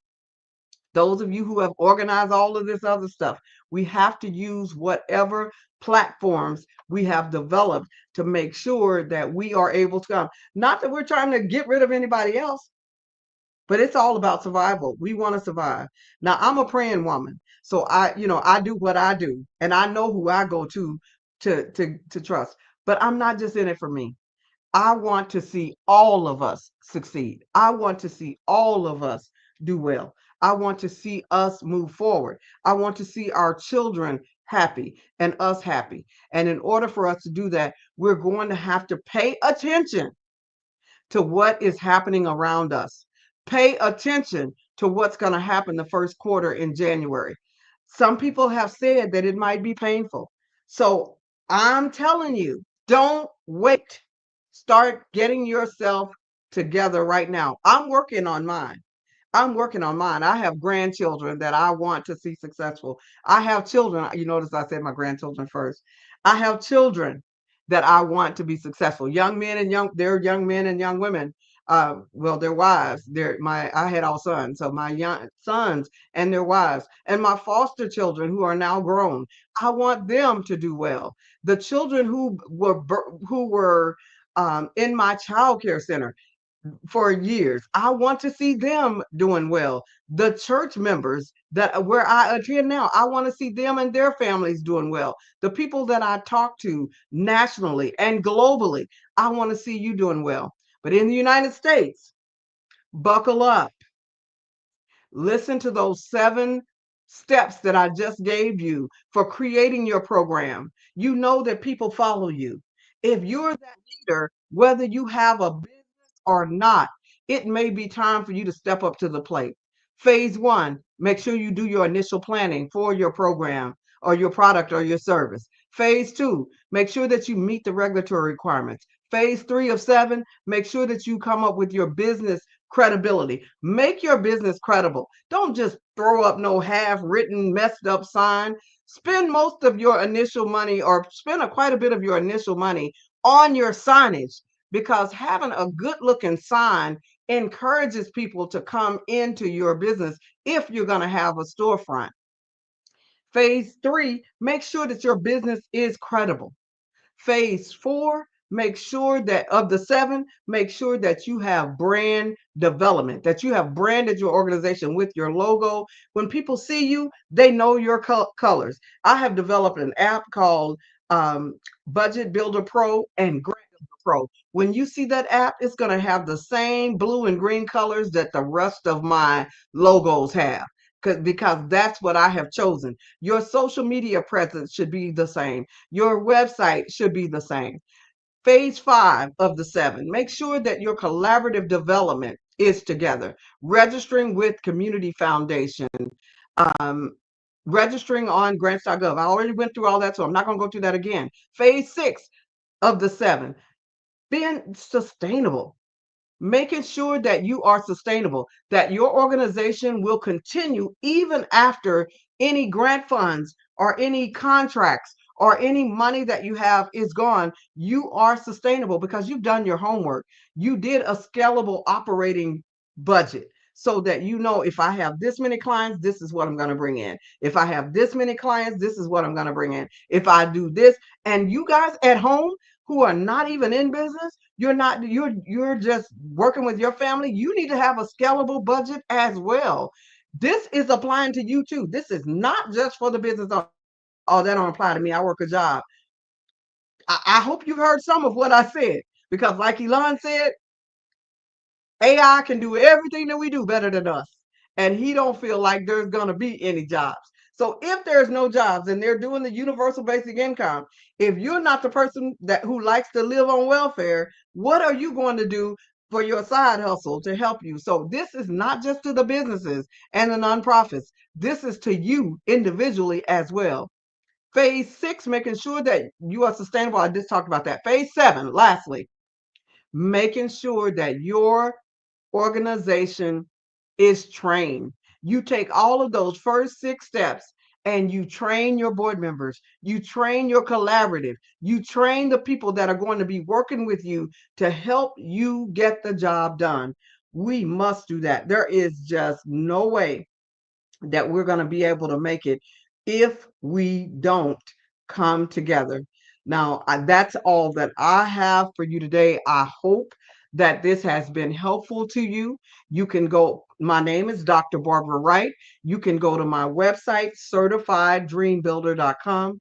I tell you, on that website, I have lots of freebies there on the website for you.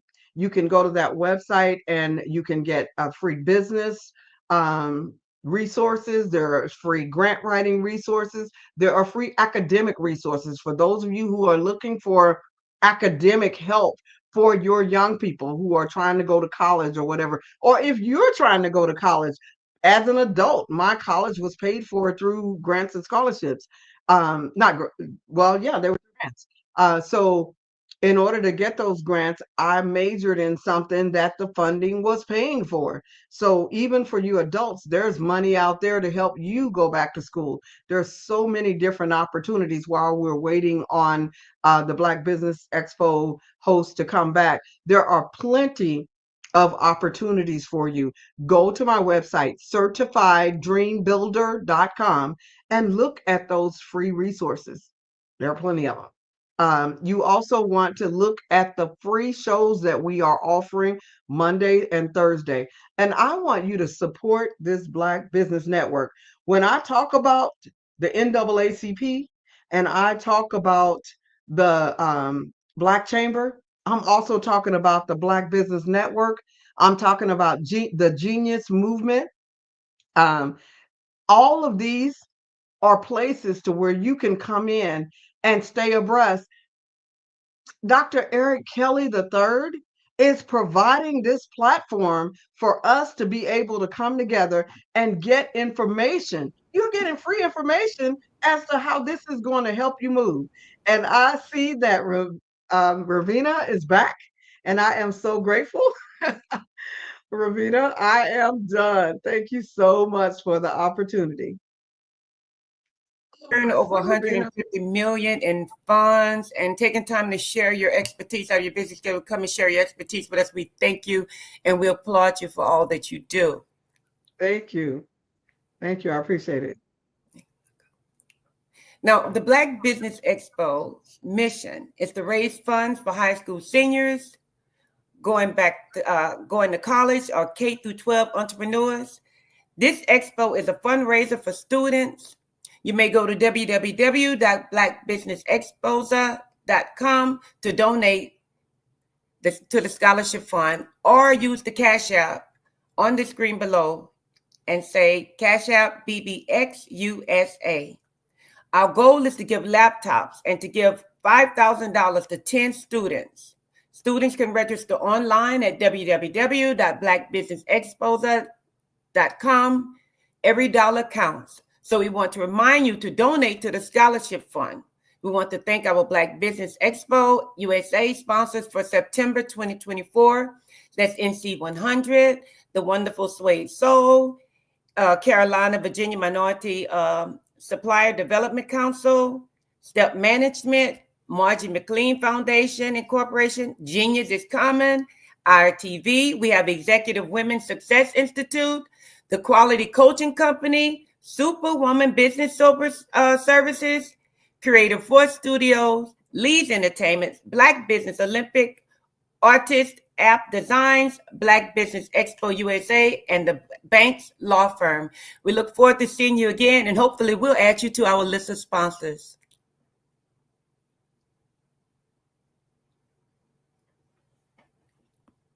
Remember, genius is common, and I'll see you on the other side.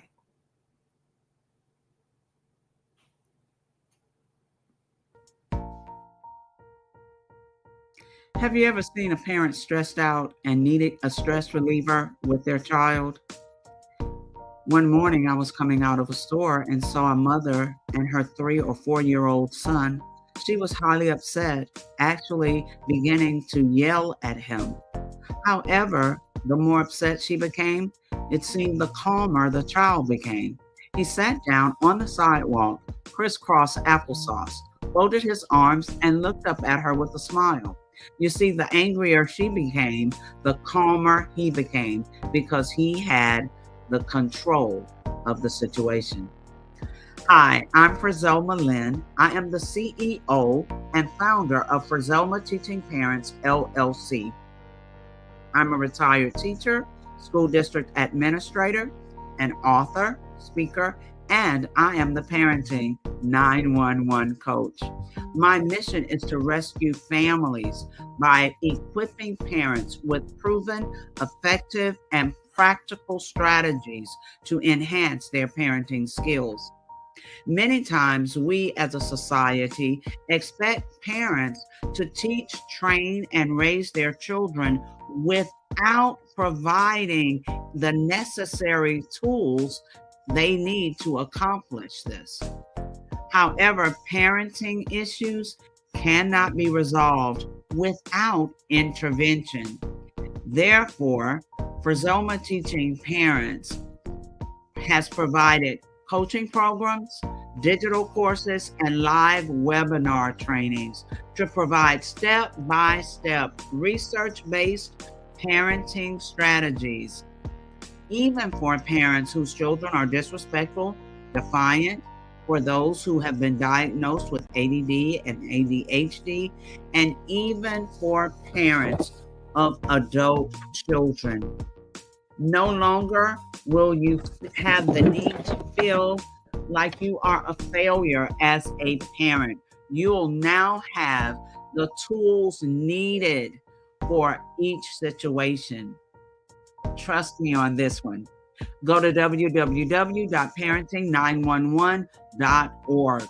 Book a 15-minute strategy session with me or choose one of the coaching programs. Our training helps parents relieve stress.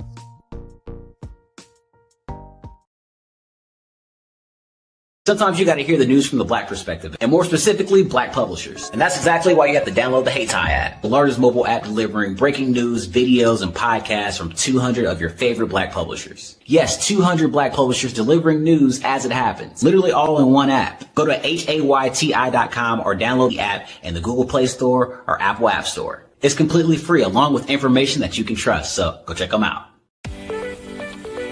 You are in the right place at the right time. The Black Business Network opens again for its Black Business Olympics, a 24/7 broadcast on business, strategies, global branding, social media marketing, finance, advertisement, and much, much more. Featuring the top, most powerful entrepreneurs and speakers and thought leaders from all around the world as they gather together for this phenomenal event. Join the Black Business Network streaming live into the metaverse, STEM City USA, Black Multiverse, Pod TV, Roku, Hulu, iHeartRadio, Apple TV, YouTube, TikTok, Instagram, Google Podcasts, Facebook, LinkedIn, IBM TV, Spotify, and Twitch. Tune in today and be a part of this amazing movement, the Black Business Olympics welcomes you.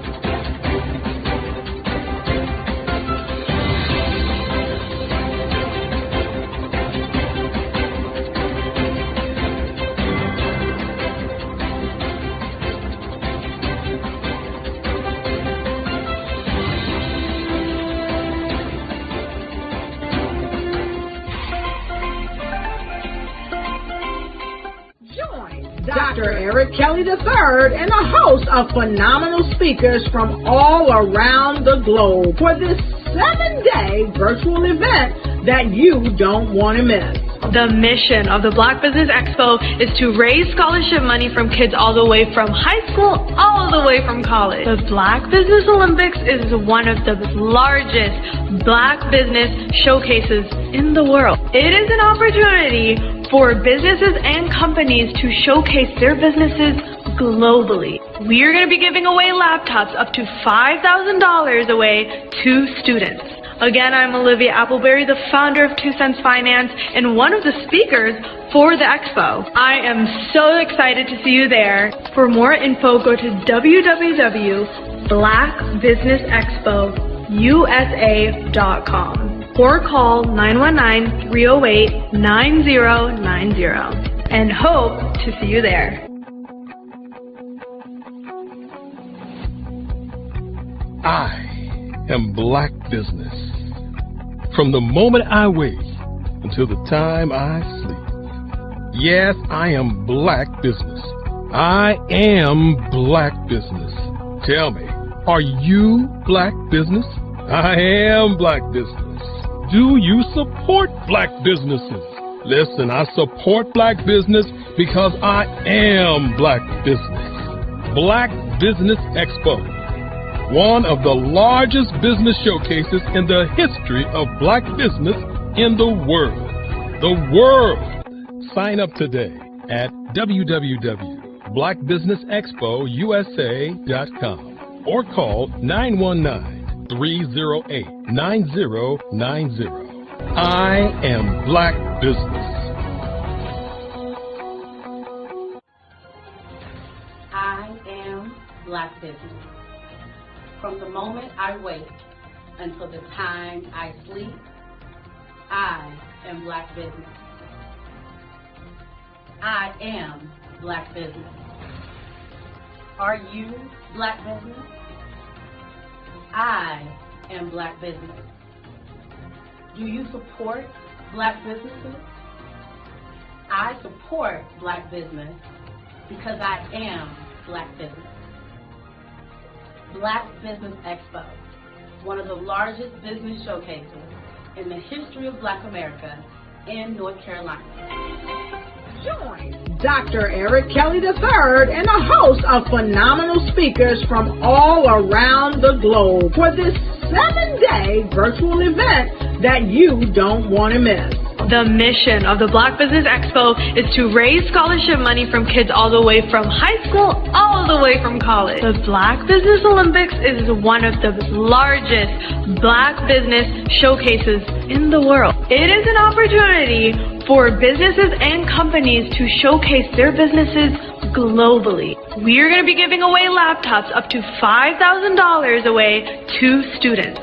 Again, I'm Olivia Appleberry, the founder of 2 Cents Finance and one of the speakers for the expo. I am so excited to see you there. For more info, go to www.blackbusinessexpousa.com or call 919-308-9090 and hope to see you there.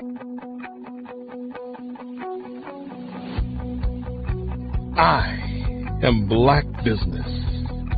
From the moment I wake until the time I sleep. Yes, I am Black business. I am Black business. Tell me, are you Black business? I am Black business. Do you support Black businesses? Listen, I support Black business because I am Black business. Black Business Expo, one of the largest business showcases in the history of Black business in the world.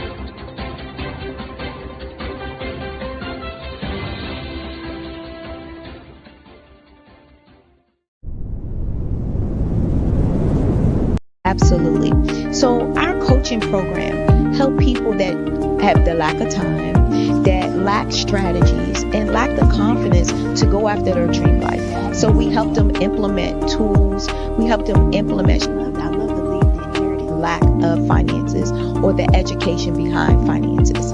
But it wasn't until I lost my firstborn, my only son, that life changed for me. And where I was going after it all, living the corporate life, hit my 6-figure income, and living in my dream house with my dream man, driving my dream car. Wow. I nearly lost it all. Wow. When I lost my son. And so I realized it only takes one financial catastrophe that can change your entire life. That's what made me start All New Beginnings. Because no matter what's going on in life, there's a new beginning. And because of that, we develop a program called Wise Minded. My little slogan is, don't just dream it, let's live it. If they want to connect with you or work with you, what is the best ways for them to be able to do that? Well, for my social media guru, you can connect with me on every single social media platform as Tanya T. Wallace.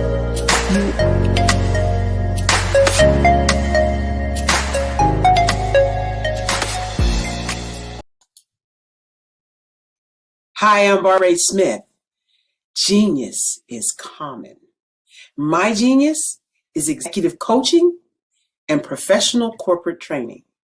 As the master executive coach and corporate training ambassador for the Genius is Common movement, I help business owners craft their stories in such a way that you know exactly what they do, what they have, and what they bring to the table. Many times as business owners, we are asked, so what do you do for a living? And we could be crushing in our businesses, but we're not quite sure exactly what to say in a short amount of time. Well, I help you take those stories that are the reason why you're in business and why you're so passionate about your business and craft them in such a way that people are drawn to you as opposed to being repelled by you.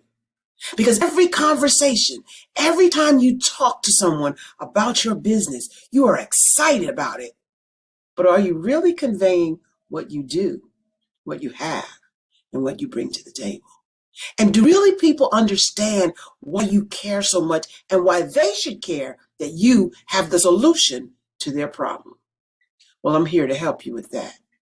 As a master storyteller, I can help you with your stories and spin them in such a way that they are intriguing and fascinating. People want to listen to you talk about your business.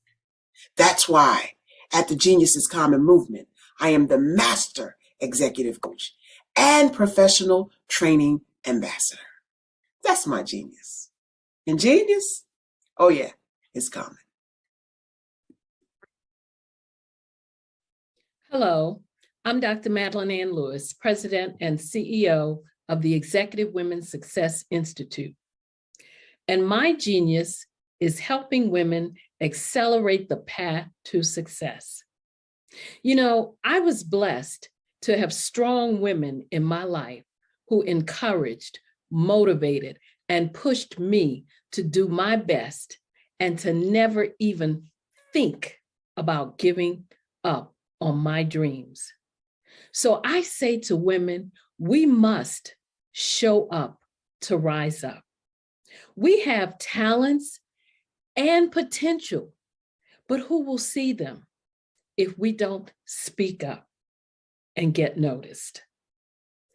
I know that women are a tremendous resource on this planet, and there is nothing more fulfilling than helping a woman tap into her full potential. I do this because I want to be a part of helping as many women as I can to show up, to rise up. I do this because genius is common. Did you know women represent just 3% of Fortune 500 CEOs and less than 15% of corporate executives at top companies worldwide? Have you wondered what the secrets are to getting into the top ranks, whether in the private or public sector? Do you want to figure out how to stop being held back in your career or passed over for promotion? Then you're in the right place. Hi, I'm Dr. Madeline Ann Lewis, President and CEO of the Executive Women's Success Institute. I have decades of experience in the military, the federal government, and corporate America. And my mission is to help women succeed and tap into their full potential.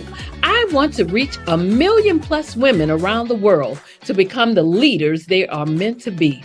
So if you want to move into a management or executive level position, or maybe you are a female veteran transitioning out of the military into business entrepreneurship, then reach out to the Executive Women's Success Institute at 301-693-3284. Let us get you on the fast track to success.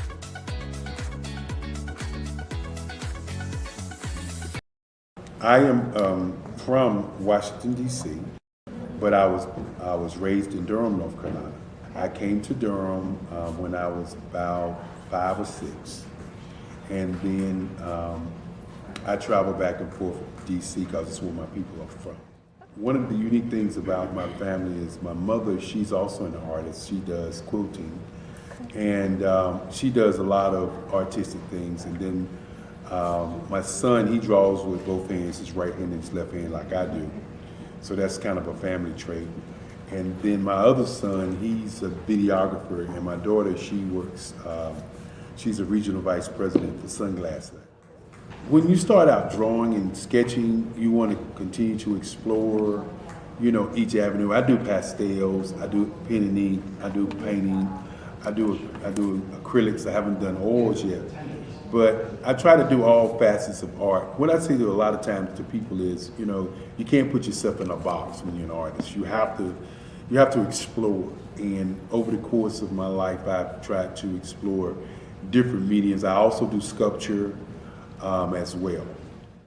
I choose my subjects by the intensity that they have in their faces, or the intensity that somebody is moving, because I do more than portrait drawings. I also do I do abstract, and then I do figurative drawing also. Well, what happened in this particular show is that I started out trying to come up with something that would be a little bit different than what everybody else is doing.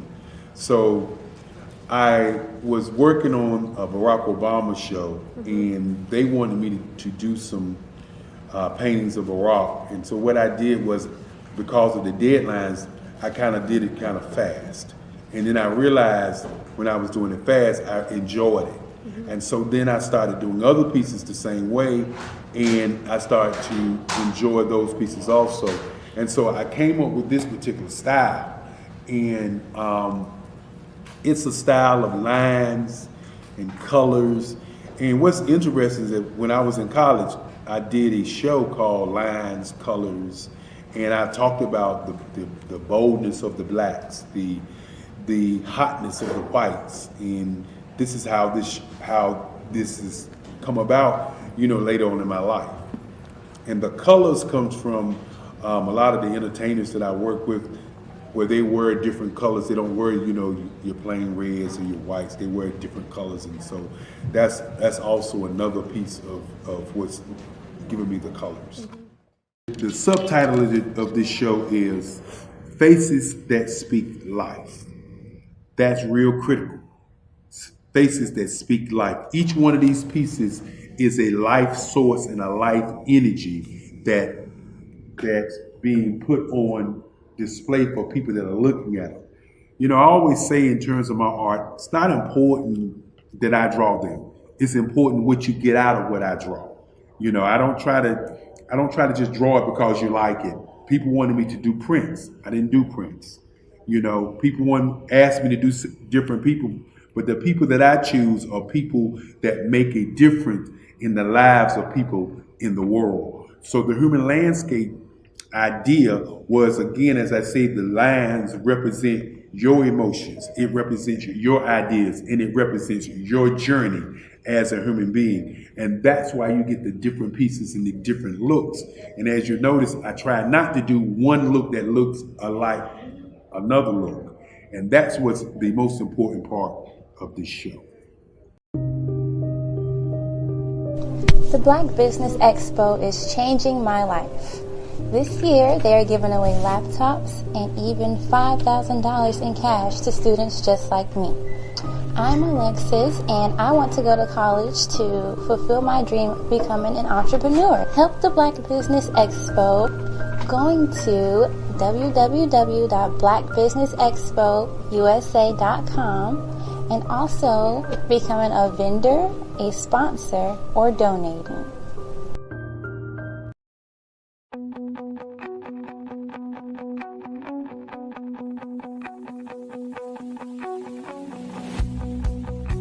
I am Black Business.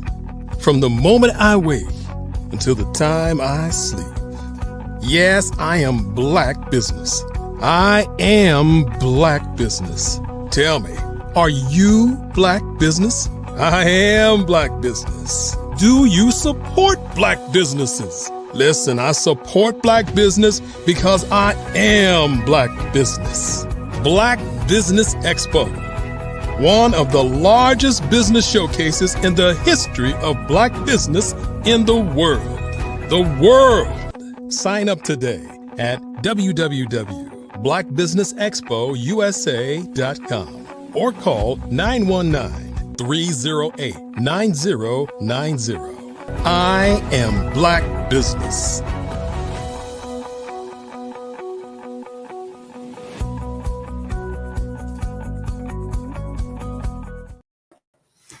Good day, business owners, entrepreneurs, thought leaders, and corporations. Welcome to the Black Business Network.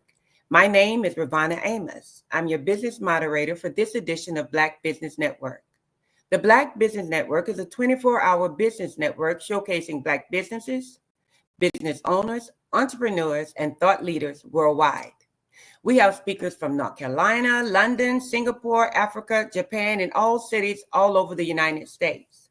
The Black Business Network is a global community sharing its business knowledge to empower, inspire, and educate businesses about businesses. Today we have Melanie Perry. Our speaker, Melanie Perry, is a certified financial planner with over 2 decades of experience dedicating to helping individuals create sustainable wealth through informed financial decisions. She founded Zillionaire Enterprise to promote financial literacy, particularly among women and children, making complex concepts easy to understand. Recognized by national organizations like the NAACP, Melanie empowers women entrepreneurs with effective strategies. She is the author of 2 influential books, All About the Benjamins and Jonathan and Geneva, focusing on wealth building principles. Her mission is to inspire others to overcome financial challenges and transform their lives by providing that everyone has potential to build wealth and make a positive impact. I present to you Melanie Perry. Greetings. It is a pleasure again to be a part of the mix. It's a pleasure to meet you and be introduced by you, Ravina Almos. Thank you. Thank you. And guys, remember, genius is common, and I'll see you on the other side. Indeed. Well, we are in such interesting and exciting times. I know many of us are a little shaken by the outcome of the election, but the upside to the results is that we are not only survivors, but we thrive in the midst of dynamic times, shall I say. And I want to emphasize that the whatever present circumstances we encounter, we always come up on top. We always come through and come out on the other side even better and greater than where we were before. If there isn't a time, if there was never a time to be more focused and diligent on the theme, the essence of the Black Business Network and this week of the Black Business Olympics, it's no better time than now. Sometimes, we need a bit of a wake up call, a little kick in the pants, to really focus on what matters most and to push the needle a little bit more. And I know that the climate that we're in and entering into is going to be very fruitful, very beneficial, and create an atmosphere of a collective force that will initiate change within the Black and Brown communities. I'm seeing it already happen, and come this Friday, Black Friday, I look forward to seeing a extreme influx of our $1.8 trillion of purchasing power to be circulated amongst businesses of color, Black businesses of color as well. So with that being said, I want to touch upon, some strategies and techniques and to enhance our focus on effective ways to circulate our dollars. I think that one thing that we kind of don't really truly understand with the power of money is sometimes we feel like it controls us. It kind of determines what our decisions will be instead of us determining what the decision will be as it relates to how we're going to use our money. It kind of pinholds us when the true reality of money is that it's energy. And the highest and greatest use of money is when it's in circulation, not when it's hoarded, not when it's in products and services that we're not hardly using that end up in landfills, right? The highest and greatest use of money is when it's in circulation. So as we begin to circulate our dollars, even more so with even greater impact and purpose, we want to do it in a way where we can continue to be on the winning side or be more so on the winning side of this game we call wealth, financial freedom.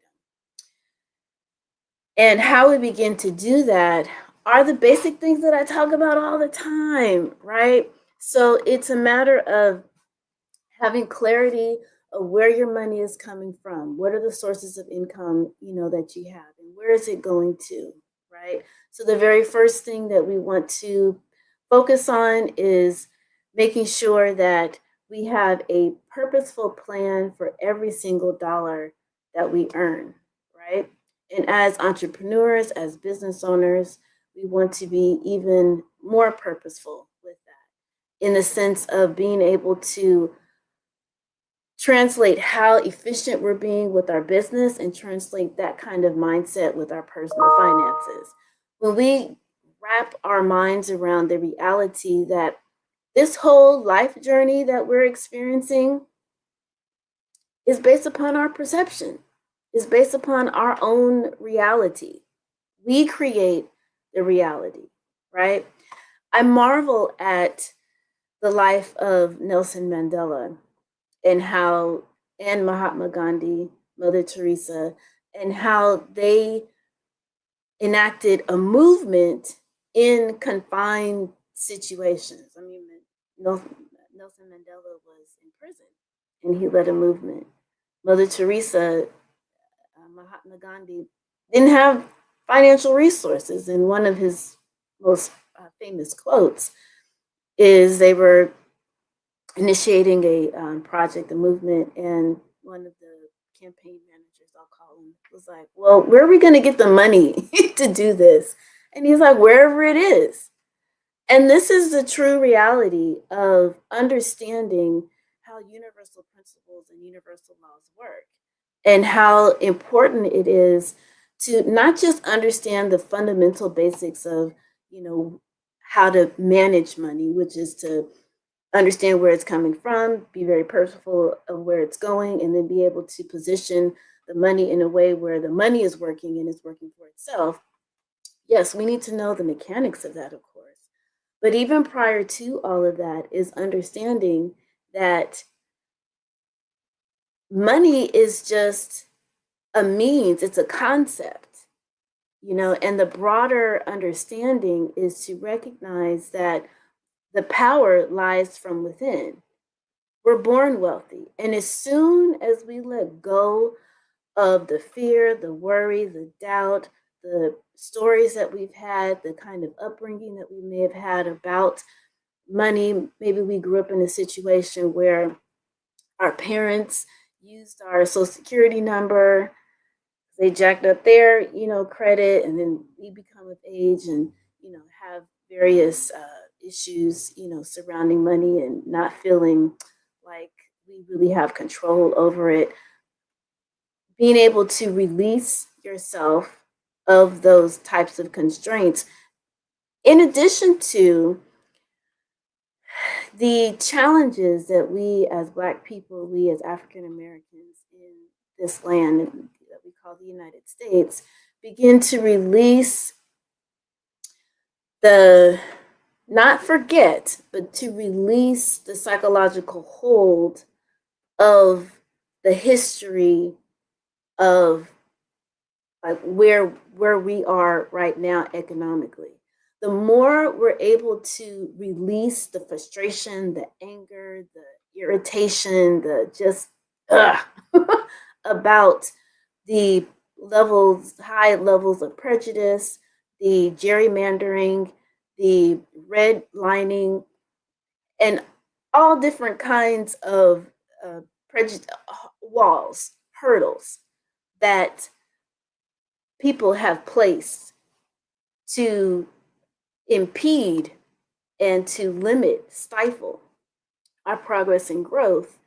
The more we're able to release that and focus on, here we are, here is how they have come up with this game. I'm going to keep calling it a game, this game of how to play this money game. The more we'll be able to succeed at it. Because when we keep the mantra of,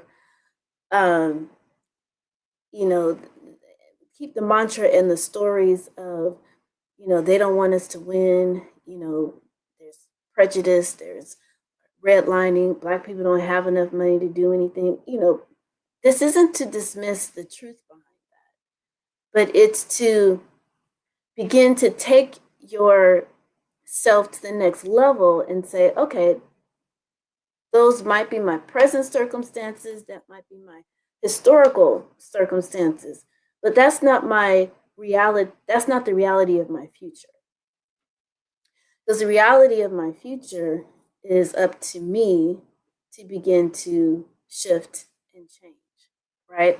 So how do we begin to, function, in that? And mindset is everything, as cliche as that might sound, but it's very true. That's why I was bringing up Nelson Mandela, Mahatma Gandhi, and Mother Teresa. Their present circumstances of whatever it is that they didn't have wasn't the basis of their future reality. So when we are looking at the various challenges that we've had to overcome and still have to overcome, economically, okay, so how do we begin to work around that? Well, one is having the just true faith that whatever it is that God has planted on your heart to be able to pursue, whatever talent you are in the midst of monetizing, or whatever business you have that you're in the process of scaling, that it can happen. So having the belief that it can happen and the blind faith that God is going to orchestrate opportunities along your path for you to win, and your ability to release and let go and just receive the opportunities that come your way, and don't perceive them as, oh, well, maybe that wasn't it. I'm not sure. Having that faith to be able to recognize it and push forward are the various action steps that we need to take place. So with the new administration that's coming into effect, what are the opportunities there? What can we further in pursuit of our goals and our objectives to emancipate ourselves from this monetary slavery that we've been under for a long time? What can we do? Well, there are approximately, 8 Black banks, right, that we can focus on putting our money into. One of the challenges that Black banks, one of the main challenges that Black banks have is the lack of capital, right? Now, because various financial institutions are like every other block away, there's convenience, there's online access, it's very convenient to Zelle and do all these things. What we're going to need to also begin to do is to just set aside, for those who don't already have an account at a Black bank, but just set aside $1,000 into the bank. Set aside 10,000, 50,000, whatever it is that of monies that you just won't need, out of sight, out of mind. Right? That'll be one strategy. And I say that because many of the Black banks don't necessarily have the high-tech technologies, then some ways, the means, I should say, of conducting business is not as fluid as other banks. But that doesn't mean that we can't put some money there, right? So out of the $1.8 trillion of purchasing power, that we have, that 1% of that can make a significant impact, so that they can have enough, resources to be able to effectively bid on projects, because that's how banks, make money. That's one way, one stream of income in which banks make money is through developments, right? So banks make money by loaning out to their customers for a car, for a business, for a home, right?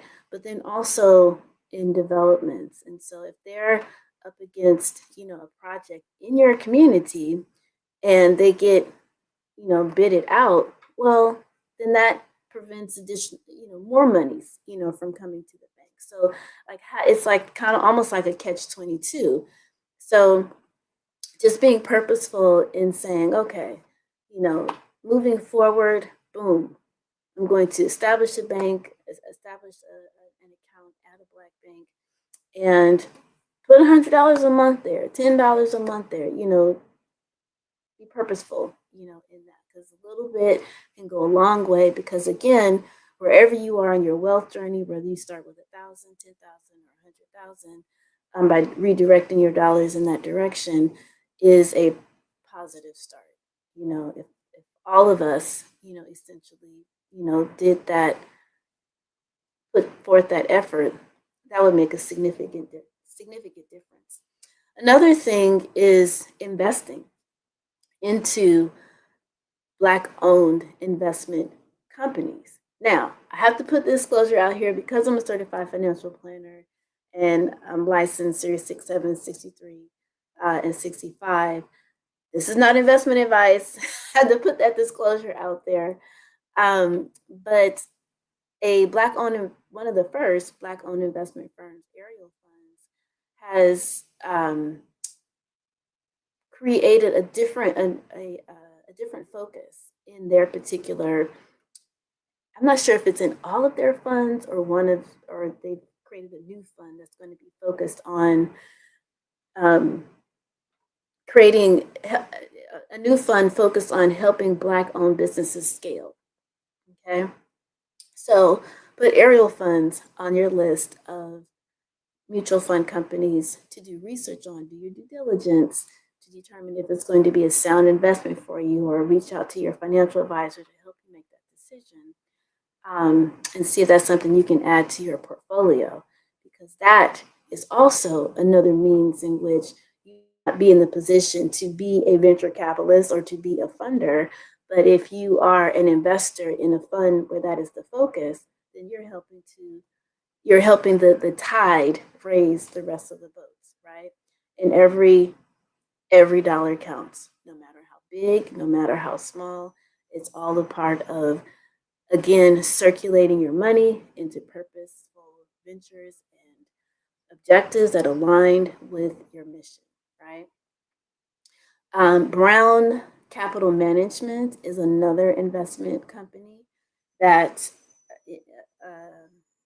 another investment firm that has mutual funds where you can, obviously grow your wealth, as well. And so the more that we are funneling our dollars into Black centered, Black focused owned entities, enterprises, the better off we all are. It's incredible that 1%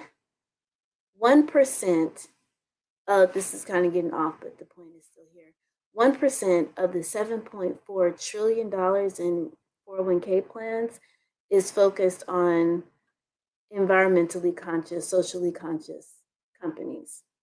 1%, that's nothing, right?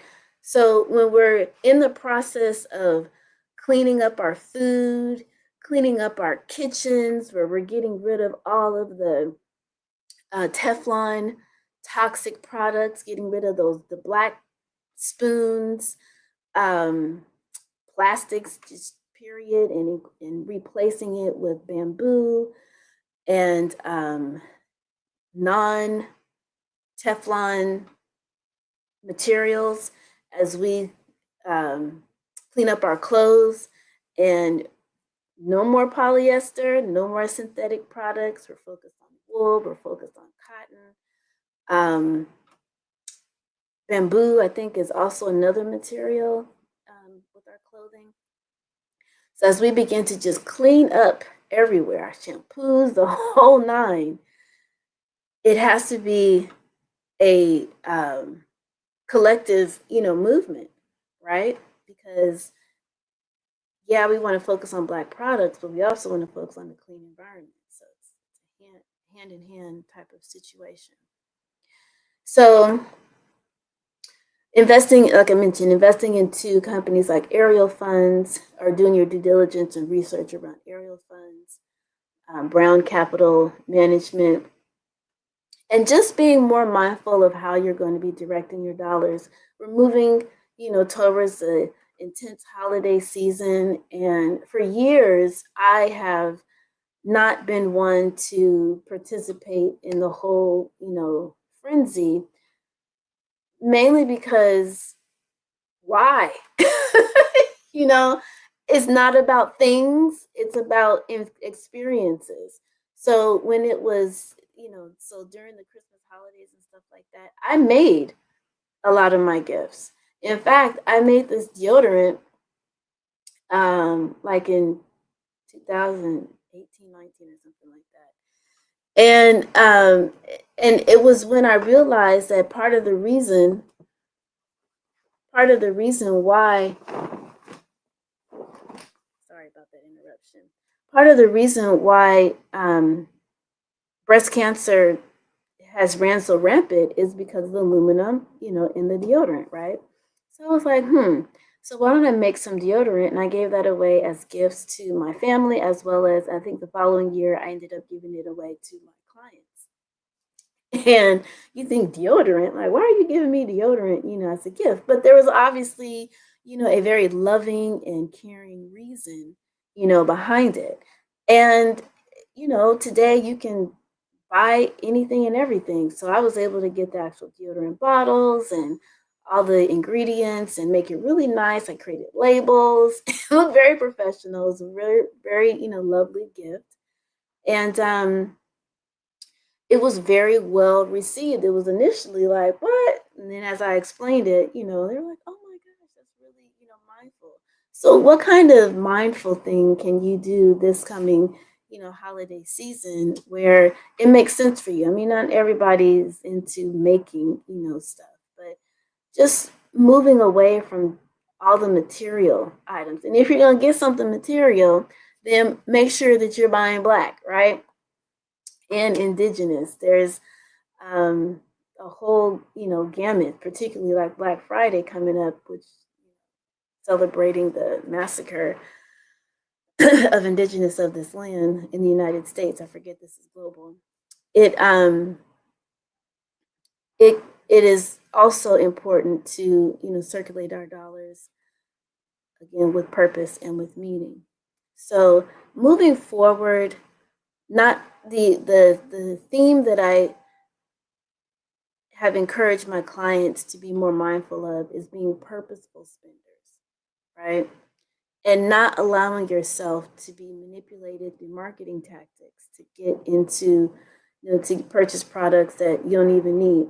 So a lot of times with these Black Friday, sales, they increase the price to decrease it for Black Friday.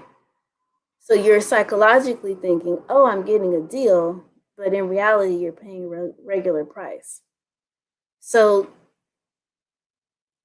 don't get caught up in the madness. Be smarter, be wiser, and be healthier with your finances. And then, do you really need that, right? So, so that's that, right? The other thing that I wanted to share with you all today, as I like to remind us moving into the end of this quarter and into next year, is strategy, right? What are some money management strategies that you can apply that are going to be beneficial and helpful to you in creating the necessary financial freedom that you need?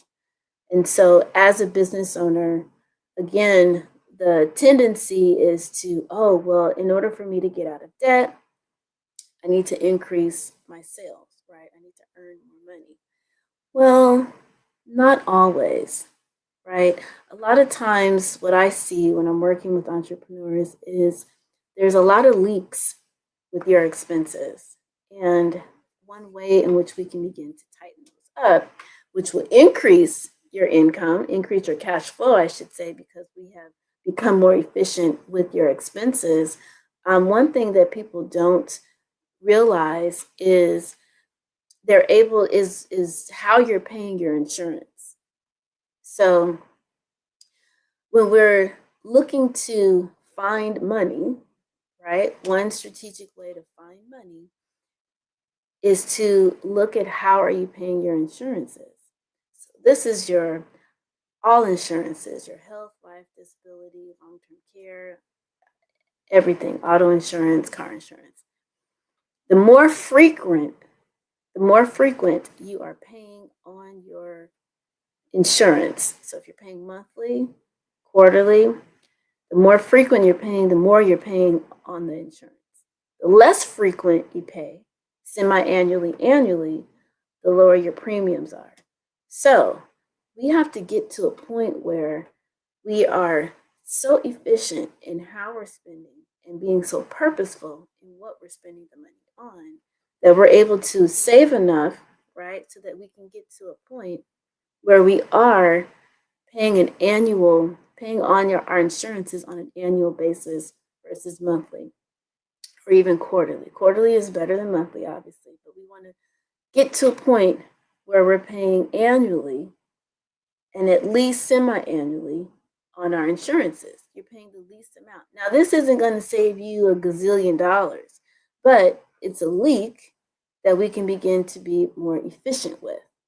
So it's a matter of being efficient with our monies, right? Why give away more money when you don't have to, when you can create a strategic plan to keep more of it for yourself, to do the things that God wants you to do with it, right?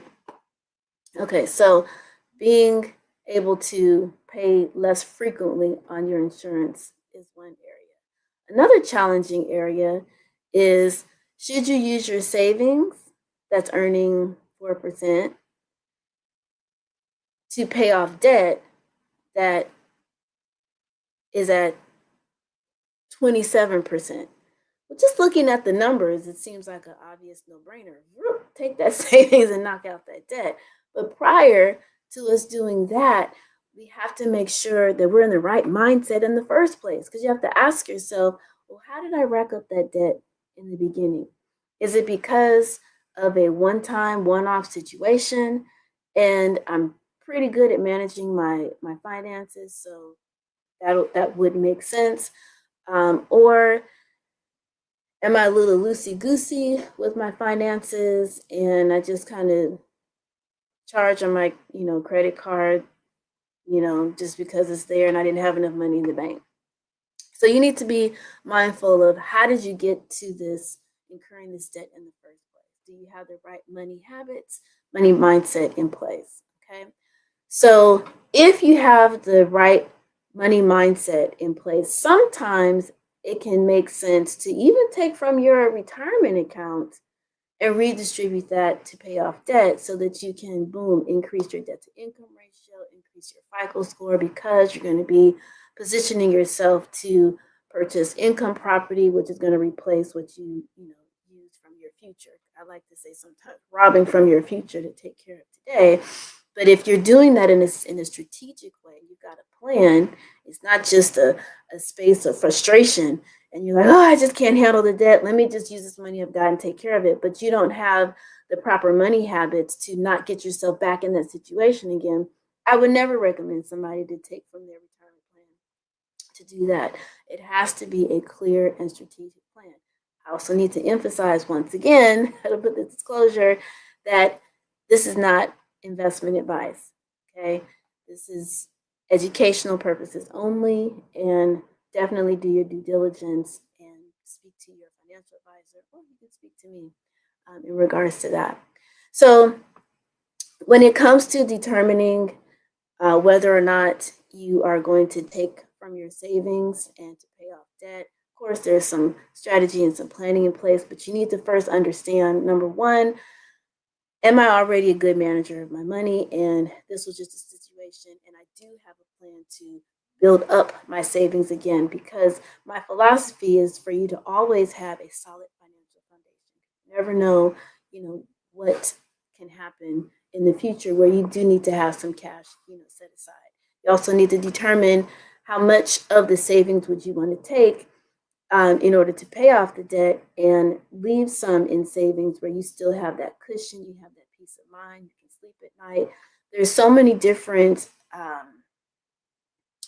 elements to factor in on a one-on-one, on a personal basis, because not everyone needs, for me to say, well, you need to at least have $5,000 saved. Well, that's kind of like a rule of thumb, but does that make sense for you? Because your expenses, your monthly expenses might be $10,000 a month, and so having just $5,000 may not work. Or your cash flow can be so strong that $5,000 is fine, because in the next month or two you'll replenish it and everything will be good.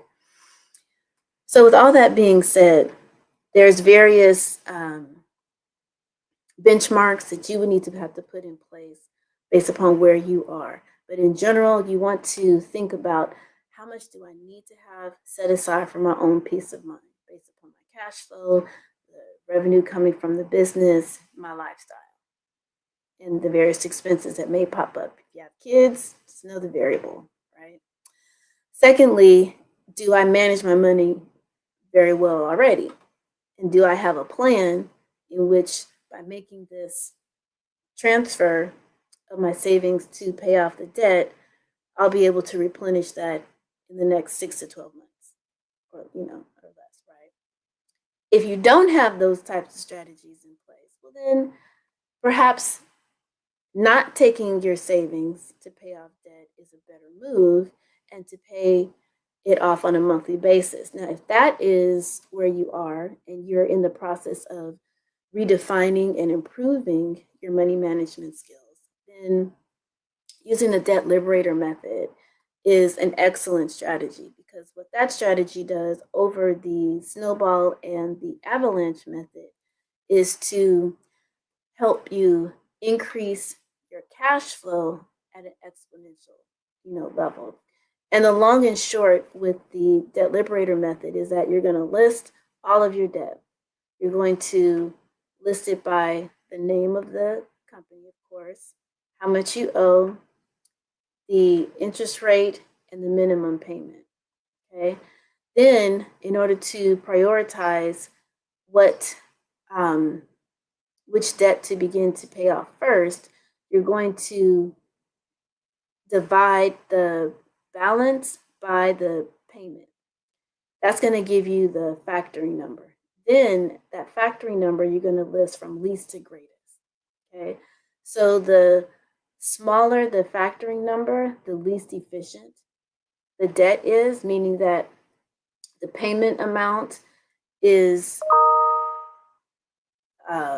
not, the payment amount is such that the rate in which you're going to be paying off the debt is going to take you forever, right? So you want to try to get rid of that debt first, so that you can begin to use that cash flow to begin to pay off the other debts. And that's how you begin to accelerate the payment, right? Accelerate the elimination of the debt. So you list everything out, least to greatest, and then when you have completed your expense worksheet and you figured out, oh, you've got an extra $25, $50, $100,000, whatever, in excess, if you do, then you would apply that to the first credit card listed. Then you, like the snowball and avalanche method, then that extra payment you add on to that, you'll pay that on the initial credit card. Once that credit card is complete, you pay it on the next, So that part of the strategy is the same for all of those different ones. But the unique factor is determining which one to prioritize first. And it's typically the payment that has the highest payment amount, typically. Not always, but typically. It's not based upon the interest rate, and it's not based upon the balance. It's typically based upon the payment amount. And so again, this helps you to increase the cash flow, because you're now having that big chunk of money help to knock down the rest of the debt, because you're going to be paying the minimum on the rest of the debt. Okay.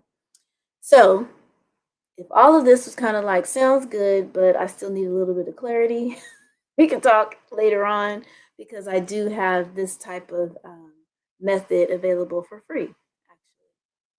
So for those of you who are interested in learning more about the debt liberator method, then you can reach me on any social media outlet, from Facebook, Instagram, TikTok, at Zillionaire, and that's ZEALLIONAIRE, Zillionaire. Zillionaire Enterprises is the name of my financial literacy company. So today we want to continue to be mindful and present, to being purposeful with every single last dollar, which is the whole essence of the Black Business Network, and recognizing that our genius is common. And as we move into the holiday season, recognizing that we are wealthy, we were born wealthy, and I would even venture to say that moving into these next 4 years, do not let any of the shenanigans that may spear its head shake you from your objective, from your vision. If anything, look for the opportunity, look for the positiveness, in it. When, as it said, when one door is closed, another one is open. We have not only survived through worse, we have thrived, and we will continue to excel no matter what. As always, it has been a pleasure to be a part of the Black Business Network. And I look forward to being on here again. I hope that what I have shared has been of value and will allow you to begin to establish and create financial freedom, financial well-being for you and your family for years to come. We do not have to let we don't have to let outside circumstances shake our inner joy. Because as long as we have our peace, maintain our peace, we will definitely be in a better position to forage ahead, no matter what. Absolutely. Melanie, thank you so very much. And you've definitely shared a lot of useful information. Now, your work simplifies the complex financial concepts. Can you just briefly define sustainable wealth for us and what makes it different from traditional ideas of financial success? Yeah, so thank you for that question. So sustainable wealth is when you get to the point where money is just in extreme, lovely abundance. You don't have a worry for anything, at all, where your money is actually working for you and you can provide added value. You can fund businesses, you can invest in other businesses, you can help family members, and it doesn't skip a beat in your lifestyle at all to be able to do that. Sustainable wealth means that you have such an abundance of resources financially that you create a private foundation, you establish a donor advised fund. You are now at a point where you have the capacity to breathe and think about how you can add value to the community. You're not focused on, I got to generate revenue. It's like, okay, now who can I give this money to? How can I help? How can I add value to my community? Absolutely. And we should all strive for sustainable wealth. Thank you so very much for this invaluable information. Thank you for taking time out of your busy schedule to share with us. And we look forward to talking with you again. Absolutely. Thank you. Thank you. The Black Business Expo mission is to raise funds for high school seniors going to college or K-12 entrepreneurs. This expo is a fundraiser for students. You may go to the www.blackbusinessexposa.com to donate the scholarship fund or use the Cash App that's on the screen below. Cash App BBX USA. Our goal is to give laptops up to $5,000 to 10 students. Students can register online at www.blackbusinessexposa.com. Once again, www.blackbusinessexposa.com. Every dollar counts. So we want to remind you to donate to the scholarship fund. We want to thank our Black Business Expo USA sponsors for September 24th, which are NC 100, Sway Soul, Carolina, Virginia Minority Supplier Development Council, Step Management, Margie McLean Foundation, Genius is Common, RTV, the Executive Women's Success Institute, the Quality Coaching Company, Superwoman Business Services, Creative Force Studios, Lee Entertainment, Black Business Olympic, Artistic App Design, Black Business Expo. And remember, genius is common, and I'll see you on the other side. The Black Business Expo's mission is to raise funds for high school seniors going to college or K-12 entrepreneurs. This expo is a fundraiser for students. Please, you may go to www.blackbusinessexpousa.com to donate to the scholarship fund or use the Cash App at $BBXUSA. Our goal is to give laptops and up to $5,000 to 10 students. Students can register online at www.blackbusinessexpousa.com. Every dollar counts. Please donate to the Black Business Expo USA Scholarship Fund. Hello, I am Dr. Eric Kelly III, the visionary strategist and founder of the Black Business Olympics. I invite you to showcase your Black-owned businesses on the Black Business Network global stage. The Black Business Olympics is a global Black Business Network platform that propels Black-owned businesses into the international spotlight. By showcasing your business on the Black Business Olympics platform, you can reach a worldwide audience of potential customers, partners, and investors. You can also establish yourself as a thought leader, an expert in your field, attract lucrative partnerships, and more speaking engagements. In addition, the Black Business Olympics platform provides a valuable opportunity to connect and collaborate with like-minded entrepreneurs and business professionals from around the world. This can lead to new business opportunities, ideas, and relationships. Finally, by sharing your story and expertise on the Black Business Olympics platform, you can inspire and empower others. This is a powerful way to make a positive impact on the world and leave a lasting legacy. If you are a Black-owned business owner, I encourage you to seize the opportunity to showcase your business on the Black Business Olympics platform. It is a once-in-a-lifetime opportunity to make an indelible mark on the world. Be one of the 1,000 visionary entrepreneurs who are changing students' lives, shaping industries, and leaving an unforgettable legacy for their families. Unleash your voice on our global stage and watch your business thrive. Black Business Olympics is one of the largest Black business showcases in the history of Black business in the world.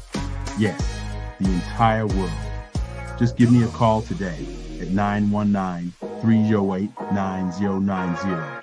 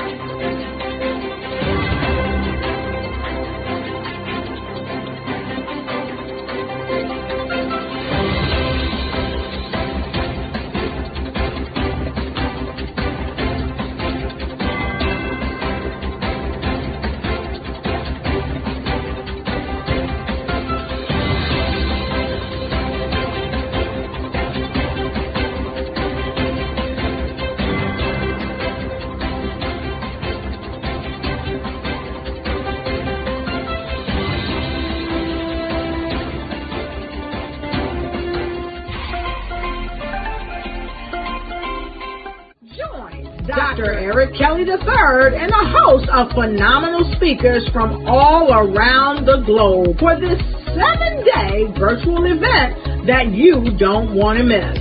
The mission of the Black Business Expo is to raise scholarship money from kids all the way from high school all the way from college. The Black Business Olympics is one of the largest Black business showcases in the world. It is an opportunity for businesses and companies to showcase their businesses globally. We are going to be giving away laptops up to $5,000 away to students. Again, I'm Olivia Appleberry, the founder of 2 Cents Finance and one of the speakers for the expo. I am so excited to see you there. For more info, go to www.blackbusinessexpousa.com or call 919-308-9090 and hope to see you there.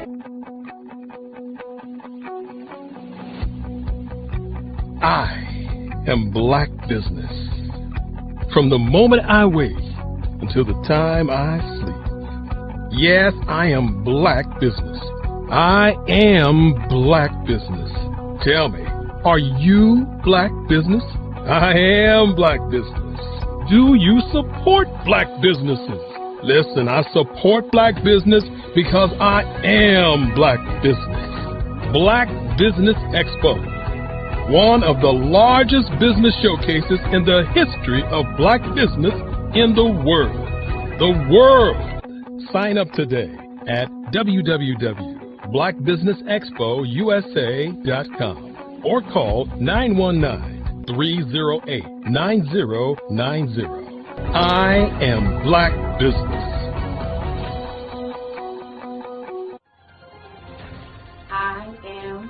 Black business.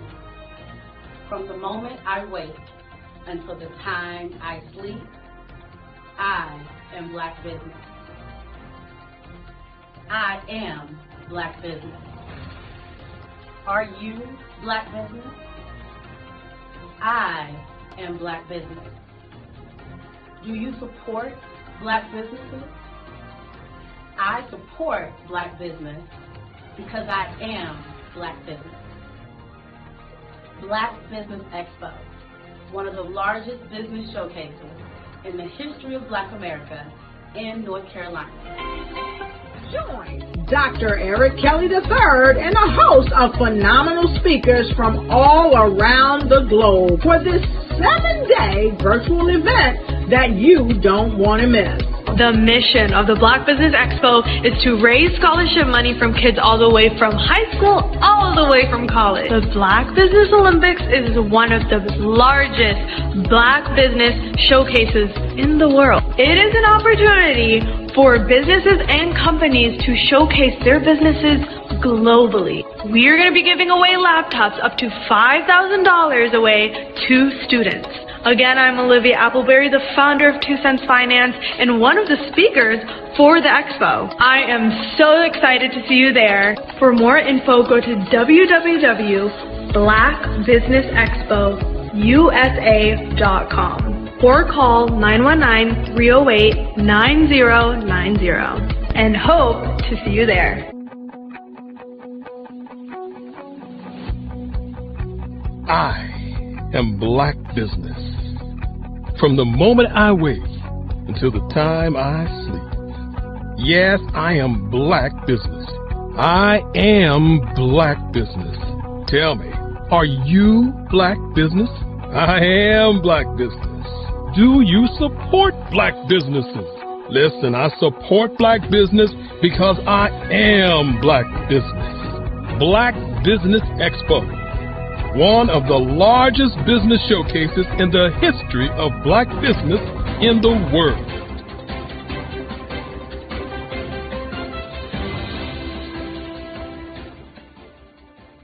Sometimes you got to hear the news from the Black perspective, and more specifically, Black publishers. And that's exactly why you have to download the Hey Tie app, the largest mobile app delivering breaking news, videos, and podcasts from 200 of your favorite Black publishers. Yes, 200 Black publishers delivering news as it happens, literally all in one app. Go to HAYTI.com or download the app in the Google Play Store or Apple App Store. It's completely free, along with information that you can trust, so go check them out.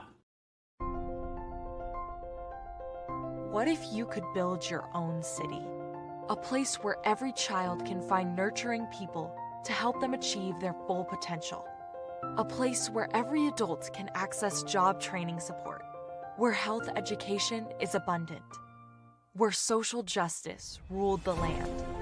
A place without limitations. Welcome. You have arrived at STEM City USA. It is what every city should be. A safe and trusted community where you find people and resources to help you become everything you are and beyond.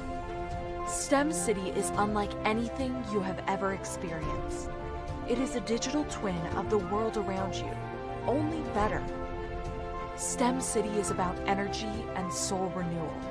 It is more than a digital world. You can almost feel the power of live cultural events, music, and theater.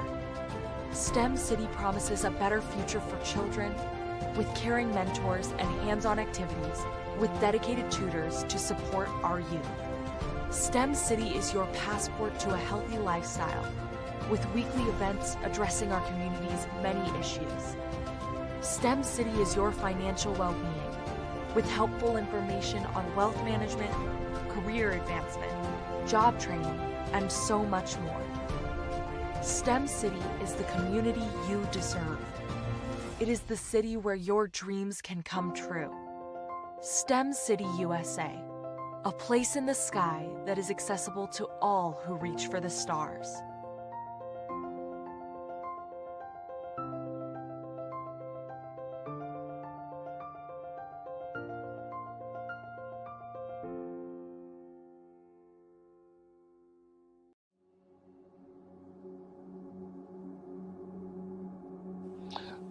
I was born and raised in southeastern West Virginia, the coal fields. My father was an AME minister.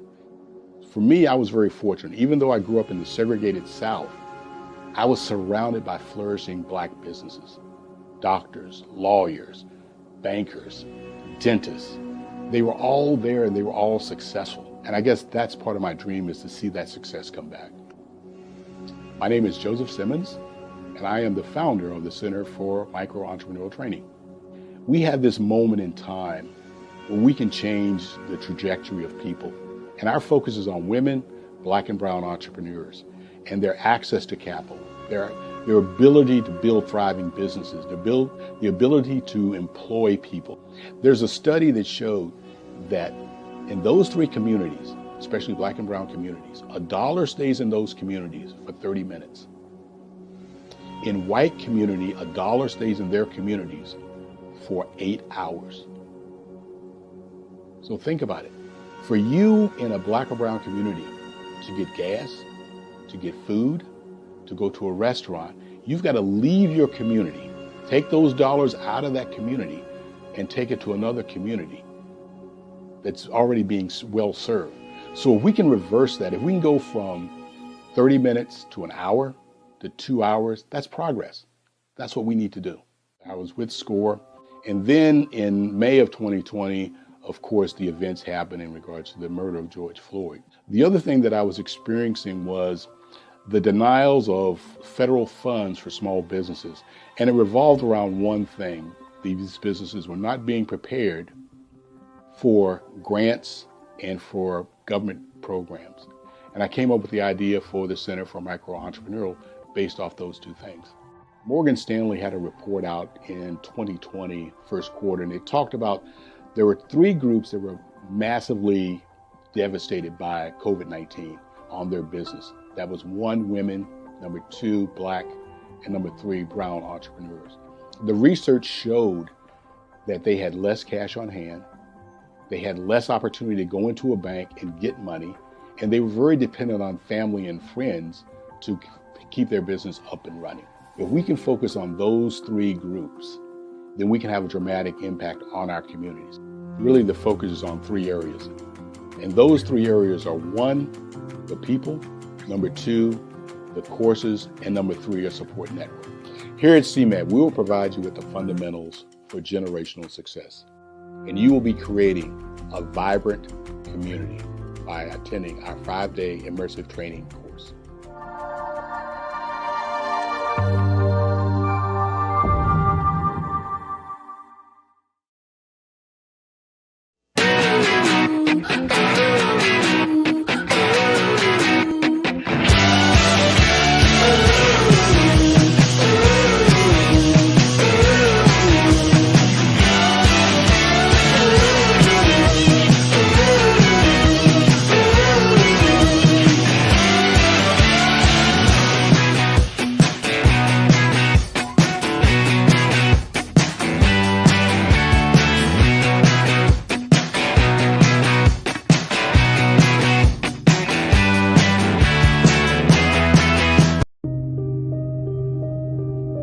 The Black Business Expo is changing my life. This year, they are giving away laptops and even $5,000 in cash to students just like me. I'm Alexis, and I want to go to college to fulfill my dream of becoming an entrepreneur. Help the Black Business Expo going to www.blackbusinessexpousa.com and also becoming a vendor, a sponsor, or donating.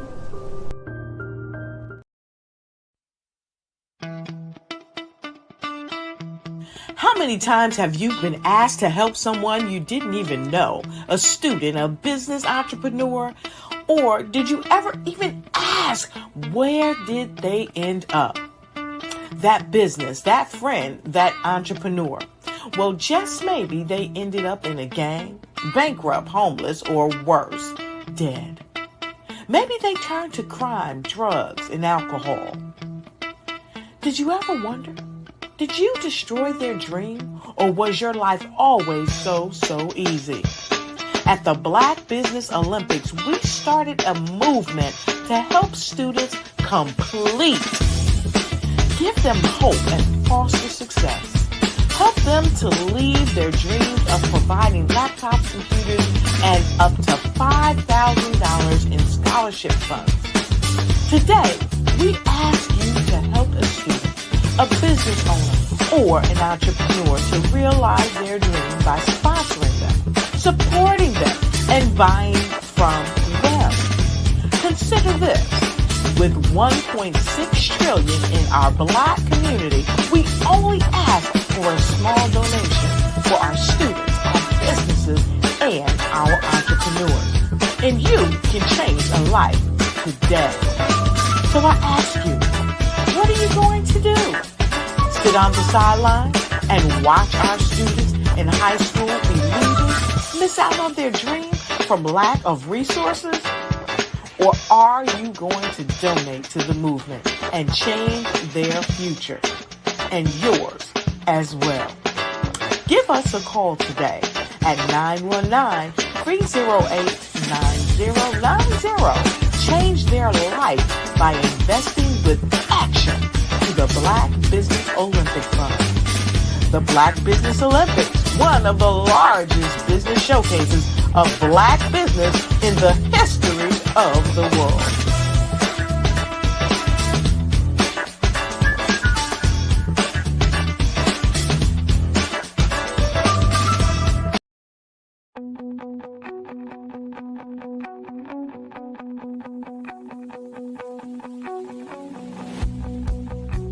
I am Black business.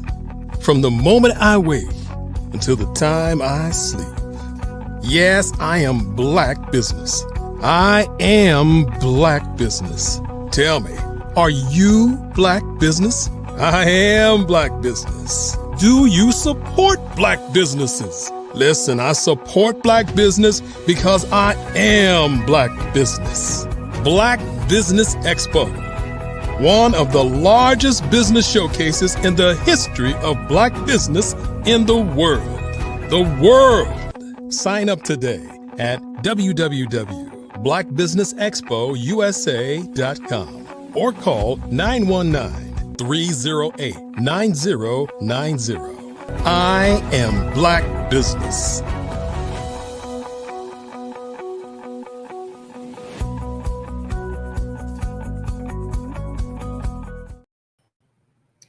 Good day, business owners, entrepreneurs, thought leaders, and corporations. Welcome to the Black Business Network.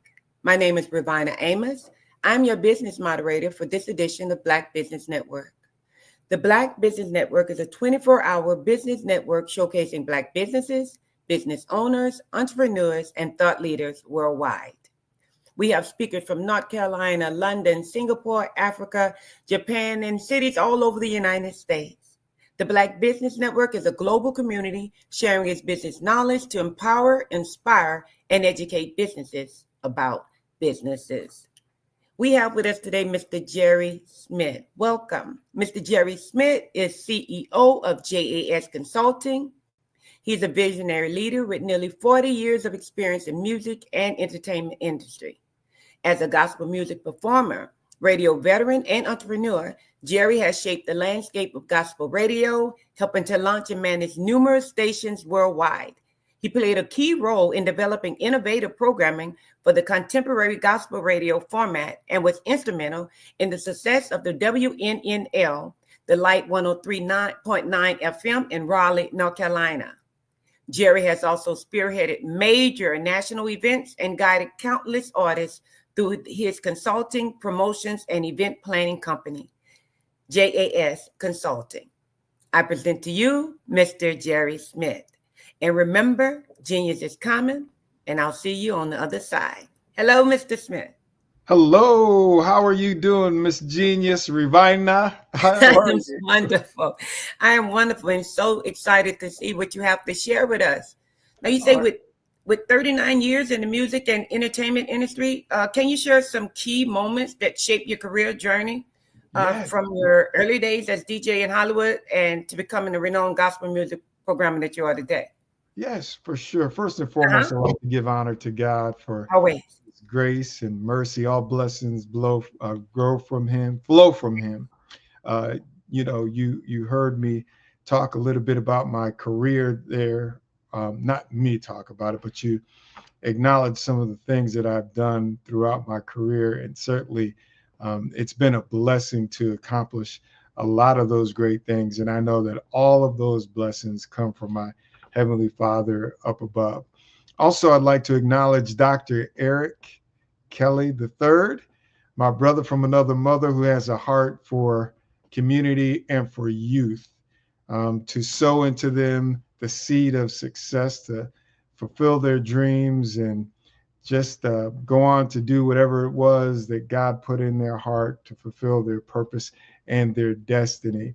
And that's one of the reasons I like to come on this platform, not so much to talk about me and my business, but to encourage those viewers to just donate money to this great cause. We're talking about young men and women who may need some assistance with books, computers, tuition. I was blessed to get a scholarship to play soccer at Central Connecticut State University, which is where I cut my teeth in radio. Okay. And just being blessed to have money to offset that expense from my mom was huge. And I know that there's some parents right now who things might be a little tough, especially the state of the economy, how everything is expensive, and they want to send their children off to college, and their kids want to go on to do some great things. And so it's our responsibility as a community to help them. Don't forget where you came from. I know right now a bunch of entrepreneurs, successful businessmen and women are looking right now, Ravina, and I just encourage them not to forget where you came from. I came from High Ridge Gardens in Danbury, Connecticut, the projects of High Ridge Gardens. And God has blessed me to go on to do some amazing things. And I just like to give back. So I want you to give. If I can get 10 people right now to make a donation of $50, just $50 at $BBXUSA, that would be great. So I challenge you right now to make a pledge of $50, $BBXUSA. You're sowing into fertile soil, young men and women that have big dreams, and they just need a little help to get there. Now, to answer your question, man, I have been blessed. My journey has been amazing. My uncle-in-law, your story is unique. You came from High Ridge Gardens, the projects there in Danbury, Connecticut, and you have a unique view of life. And I was like, that sounds like a great book title, A Unique View from the Ridge, from High Ridge. And so I just had so many people that have sowed into me. And that's why I'm passionate about giving back and sowing into these young men and women, because a lot of people told me I wouldn't be successful. I wouldn't be doing what I'm doing now. When I told people at 12 years old that I wanted to be in radio, you can't do this, you can't do that, you don't know anybody, you don't have this. But there were people along my journey, Ravina, that said you can do anything that you want to do. Be around the right people, do the right things, and good things will happen. And so I like to pay it forward. That's what I feel like, because when I came to those difficult choices in my life, I call them crossroad moments, doing wrong or doing right. I chose to do the right thing, go down that straight and narrow, because of those seeds that were sowed when people were telling me, man, you know better than that. You were raised better than that. If you do bad things, then bad things are going to happen and it'll be a bad outcome. So those things kind of kicked in at those moments of doing right or doing wrong. And I chose, like I said, to go the straight and narrow, and they've been helpful. And so that's why I want these young men and women to be successful and get that little help that we're all here to do. Now, you've also been part of the Brain Trust team for significant events at Urban One. Can you share your involvement in events like the Women's Empowerment Network Expo, the Love Cruise, the Lamplighter Award Show, and the Radio 1 Comedy Tour? Those are all proud moments in Yeah. my career, and I've been blessed to be a part of amazing teams. It takes a team to make the dream work, right? Teamwork makes the dream work. So even though I get credit for a lot of that, the team that was put together, we just all work together. But I have a vision that there's nothing new under the sun. We know we hear that in the Bible. And if somebody else can do it, then I can do it too. And so with all of those things, I always thought big and thought working and operating in the spirit of excellence. Just because somebody else did something great, whether it's the Grammy Awards, American Music Awards, Trumpet Awards, NAACP Image Awards, well, you know what? We can do something of that level and that standard right here in our own backyard. Absolutely. Same thing with the Radio One Love Gospel Cruise. Tom Joyner, everybody knows about the fantastic voyage, an amazing thing. And he also raises money for HBCUs. And so when I was a part of that team, my goal was for us to equal that or exceed that. And I would say, equaled it to some level of success. And so that was a big thing. I remember it started small as a partial charter. Company decided to charter a whole ship, and it was like the buzz. It was the big thing in the gospel music industry. And women's empowerment, we had some great women that were. Tell us a little bit about that. Tell us a little bit about that, if you don't mind, expound just a little. Well, women's empowerment was really in recognition of Women's History Month. Okay. And our first one was Dr. Jocelyn Elders, and it was at the Raleigh Civic Center before they remodeled and expanded it. And there were women that were a part of the team that just kind of wanted to do networking and empowerment. And honestly, guys, we were just knuckleheads and we were the muscle. You know what I mean? We're lugging stuff around and setting things up. It was really the women's thing. And Dr. Kelly, too, had some insight and input in that as well. And so over time, it grew. This young lady named Maria Keeler came in, and one of her friends was a part of the Sister to Sister Expo. And so Maria said, hey, why don't we implement some music and vendors and speakers and so on and so forth, multiple speakers. And so my role was operating the stage management, and also booking artists for it.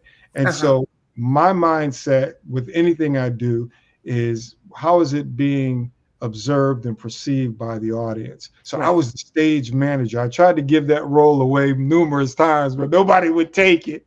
And they didn't want me to give it up. But I ran it like it was BET or some major network. Just as important. Seamless. Like it could have been on television. And it just grew and grew and grew and grew. And that was my major role, was helping to book the gospel artist as well as the run of show. Okay. Now, your experience spans diverse radio formats. How do you leverage this background to program stations at a high level? Yeah, I would say I've been blessed to have some amazing teachers, mentors in the gospel music, well, in the music industry in general, and those different formats. And I took a little bit of all of the nuggets that they shared with me to help me grow with my master plan. And it was all successful. Good radio is good radio. And again, my mindset is operating in the spirit of excellence. And if you know what, they can do it over there with the rock format, the country format, the hip hop, the R&B format, the jazz format. Well, guess what? We can do it with gospel music as well, with the gospel music format. And quite honestly, using all of those great minds to come up with my own little concept philosophy helped me to be really, really successful. And how did you transition into the Radio One comedy tour? Wow. As a part many of... hats. Yeah, many hats. So one of my role for the One Love Gospel Cruise was talent coordinator. So it was a really seamless transition. So with the Radio One Family Comedy Tour, which is a brainchild of the founder Kathy Hughes, to provide family fun, entertainment, clean comedy for the whole family, it was natural for me to book the comedians for that. And that's how I became the talent coordinator for that. And God blessed me just to have some great relationships with singers, record labels, management, comedians, preachers. And so that was really, really easy transition for me to book the comedians for that tour. Now, when you're booking, are you looking at within the community, artists right there within that community? Or are you, when you are doing these programs? I'm looking from East Coast to West Coast and all in between for just talented people that would provide great entertainment for those who are in attendance. Okay. Yeah. Now, you said at age 12, you knew the radio was your calling. How was your passion for radio evolved, and how do you balance being a gospel music programmer, teacher, visionary, and entrepreneur? Like I said, you have a lot of hats. How do you balance that, and help us to balance, those of us with many hats? It's hard. We're gonna follow your cue. Yes. But you know what? It's hard from the standpoint of just balancing time. But the passion makes it easy. The love makes it easy. Doing something that you love doing. I love it. And as long as I'm having fun, as long as I'm being productive, and I'm enjoying what I'll do it. I'll be 90 years old. And, you know what I mean? I still got to learn how to do this younger stuff, the social media, TikTok, and all of that stuff. But as far as just radio and in the space that I'm in, I have to make myself slow down. I have to make myself take some rest. Like, this is a holiday week, right? Thanksgiving, and certainly we all have a lot to be thankful for. So I have to make myself get some rest and enjoy the holiday, and just be thankful for all the blessings that God has bestowed upon me. Yeah. Now, your message emphasizes knowledge is power, and the more we know, the more we grow. How do we incorporate this philosophy into your work and interactions within the industry? And what advice would you give us to incorporate this and make this our mantra? Yeah. The more you know, the more you grow. In my family, personally, I have myself and another sibling that furthered our education. And then I have two siblings that after high school, that was it. They didn't further their education. And I can see the impact, and this is just an example of the differences between furthering your education and you don't. Myself and my brother, who furthered his education, is doing well. Our lifestyles are different. Children are continuing that by going to college. They're becoming successful. My siblings who didn't take that path, their children's lives are a lot different. So I can see the contrast. And just growing up and people sewing into me about the importance of education, I just knew that the more that I learned, the better off that I would be, that I would be able to see the okie doke when it was coming. I wouldn't be taken advantage of because of the lack of knowledge and wisdom. In order to get ahead, the more knowledge and experience that I was gaining would allow me to grow. So I always try to put myself in a position to take advantage of an opportunity promotionally if an opportunity ever presented itself. How was I going to do that? By gaining knowledge, wisdom, and learning and getting that extra education. So that's why it's important to me, again, to plead to use you watching now, to sow into these young men and women. They want Absolutely. they're taking the right steps. They want to Yes. further their education. I want to go to college. I want to gain that knowledge. I want to expand my horizons. I want to walk away from generational cycles of not advancing, not getting a good education, a good career. So again, $BBX USA to make your donation, your pledge, $BBX USA.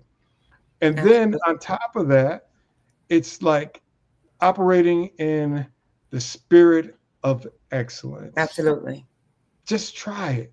Don't do things mediocre. Yes. Excuse my French. Don't do things half-ass, but do it in the spirit of excellence, and you'll be amazed at where that takes you. Preparation plus. Hopefully I answered your question. I'm sorry.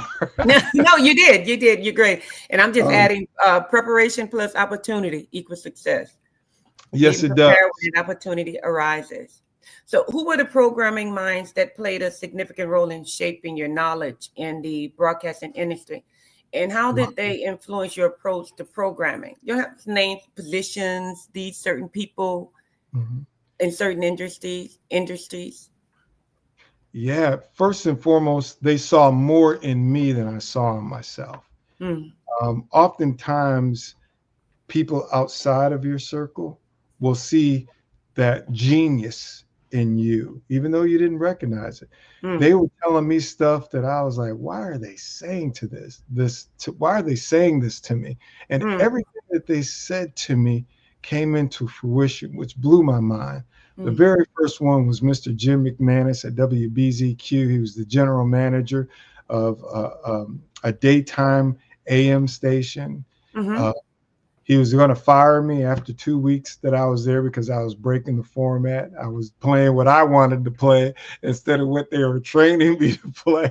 And he called me in his office and he explained to me, we are training you to be a professional broadcaster. When you're on the radio, we're a completely different station from what we're selling to our advertisers, our listeners. So you have two choices. One, do it the way that we trained you, or two, after this meeting, we can go our separate ways. And I said, with as much energy I had in my heart, I'll do it your way. Right. I had no bass in my voice because I knew I was wrong. I knew I was wrong. And willing to learn. Program director at a classic rock station. His name was John Stevens. He hired me early and he saw a lot in me. And then this is the one that blew me away. His name was Dick Shannon. And I didn't know it at the time because I was young in my radio career. And we started off as what they call an adult contemporary station. And it's a white format, playing Neil Sedaka, Barbra Streisand, Kenny Loggins, Kenny Rogers, Michael Bolton, Barbra Streisand. Right. And he called me to his office for a meeting. And he said, I'm promoting you from nights to afternoon drive. And our afternoon drive DJ was real popular. His name was Rick Springer. And I was like, wait a minute, Rick's there. And I haven't been here that long and Rick's real popular. He said, but you're doing better than Rick. And you're going to do really, really well in this format. I want to talk to you about integrity. He said, you're going to do extremely well. And when you leave this business, you want to leave with a good name. And I was looking at Dick and I was like, why is he saying this stuff to me? What the heck? And everything that he said. Right. Just tuck it away. It will be used. Yes. And then the next one is a guy named John Stevens. And John Stevens, when I came to Raleigh in 92 to work at K97.5, I had previously worked at his station. And that format was called a Churban format, which was urban and top 40 mixed together. And so I was his assistant there. And then John, was driving through Raleigh when I came to Raleigh a few years later, and he was fussing me out. He was like, what are you doing middays on K97.5? He's a white guy. And he said, I said, well, John, I came here to learn from the great program director here, and then hopefully in a couple of years leave here and go to bigger and better things? He said, no, you're ready now. I trained you well. You're supposed to be running multiple radio stations, not middays at K97. And I was like, why is he fussing me out? I'm on a great radio station, a great gig. What are you doing? And sure enough, years later, guess what I'm doing? I'm running multiple stations for Radio 1, all of their gospel programming. It just blew my mind how he could see more in me than I saw in myself. And just to name some others, Cy Young, Jeff Majors, Jay Stevens. There's been a lot of John Stevens and Jay Stevens. And my main guy is Alan Sneed. He was a radio consultant and just really a blessing to me. And a lot of my programming concepts come from him. He is my main mentor. I love him with all of my heart. And Alan, I hope you're watching, man, because you're my guy, and I appreciate you and all that you've sowed into me. Thank you so much. It sounds like you have been tremendously blessed. I mean, to have people constantly pouring into you and then seeing what you're capable of even before you see it. I mean, that's a blessing to have that throughout your life. It is. And God has given me that gift as well. I can tell young men and young women and anybody that come in, I'm like, man, you are just amazing. You're amazing. Just get that education, get that knowledge, get that wisdom. Stay humble. Be humble and hungry because great things are coming your way. I don't know why I don't want to say doubt ourselves, but it's hard for us to see that potential in our lives. But other people outside of us can see it. And it's just that bolt of confidence. That's why I want you to make a donation right now. $BBX USA. I don't know if we met my goal of 10 people doing $50, but right now I want 10 more, $50 to sow into these young men and women. Let's help them get some computers. Let's help them pay for their books. Let's help them pay for their college tuition. Absolutely. All right. $BBX USA. Thank you so much. Now, you served as the chair for St. Jude Children's Research Hospital Radio Care Advisory Board back in from 2013 to 2018. How did this role impact your perspective on giving back to the community? Was this the beginning of that journey, or? It's always been a part of my DNA is to give back. Growing up, my father passed away when I was 9 years old. My mom, a widow with 4 boys, and there were people that helped us when things were tough. She was, 4 bad boys, 4 knucklehead boys, and she was making sure that there was food on the table, clothes on our back, and shoes on our feet. So that's where my spirit of giving comes from. St. Jude was really unique. And by no means at all am I prejudiced at all. But I always had this concept of St. Jude's not really serving the minority community. And my passion was to help local communities. And St. Jude was reaching out to me for about 3 years before I finally went to Memphis, Tennessee, to the hospital. And I was amazed when I went there. I saw so many Black and brown people, their children and parents. And I realized that St. Jude was really well beyond the walls of Memphis, Tennessee. And so I became a champion to help them to raise money. And during my time working with the organization, I helped champion and captain raising over $10 million for St. Jude Research. That's amazing. And they loved what I was doing and my passion to give and to help and do kind of what I'm doing now. Just try to encourage people to make donations and help. Because when you're a parent and somebody tells you your child has cancer, I mean, geez.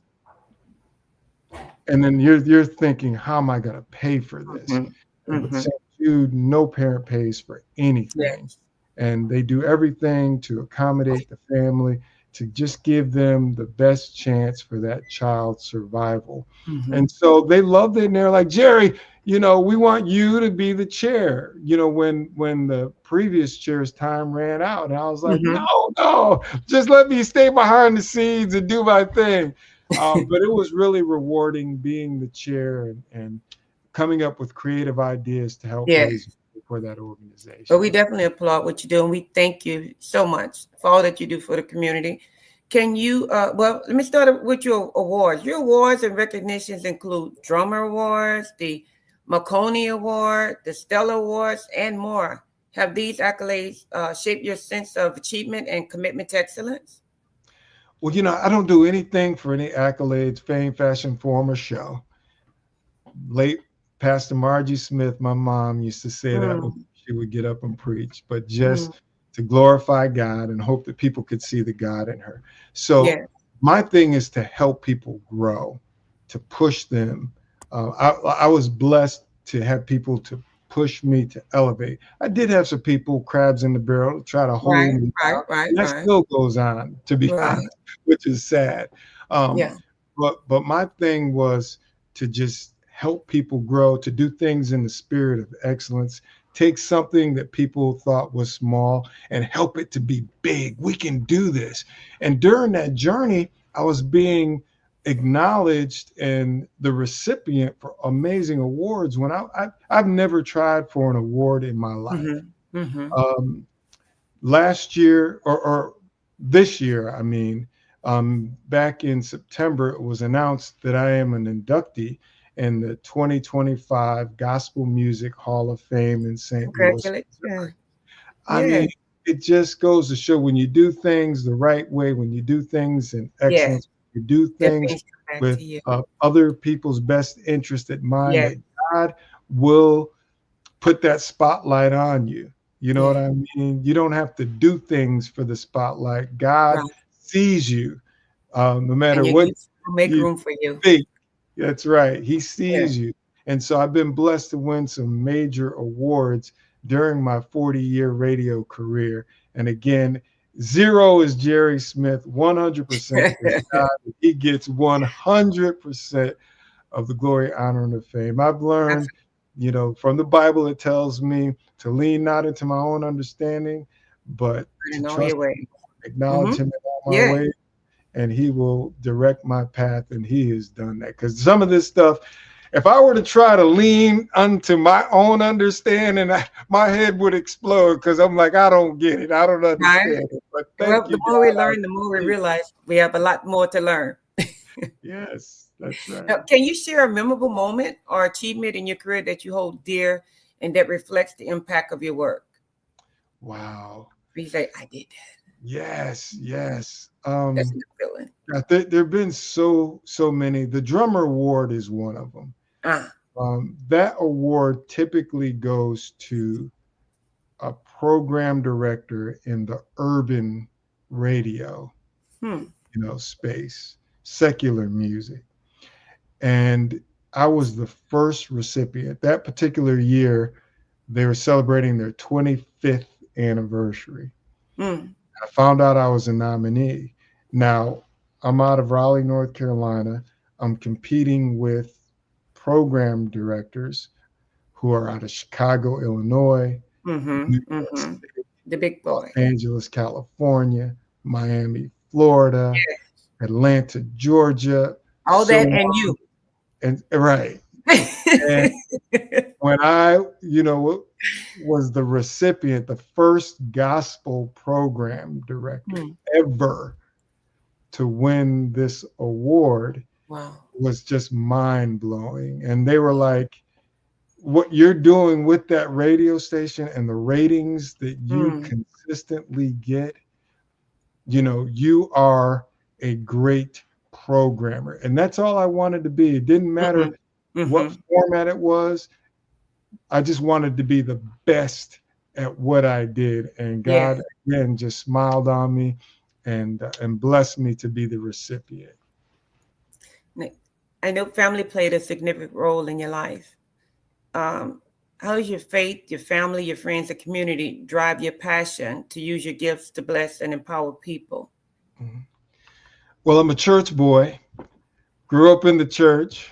Church on Monday, Tuesday, Wednesday, Thursday, Friday, Saturday, Sunday. Sun up, sun down, a holiness church. And just strong faith. I know, again, and you're going to hear me say this throughout the whole interview, that all blessings flow through my Lord and Savior, Jesus Christ.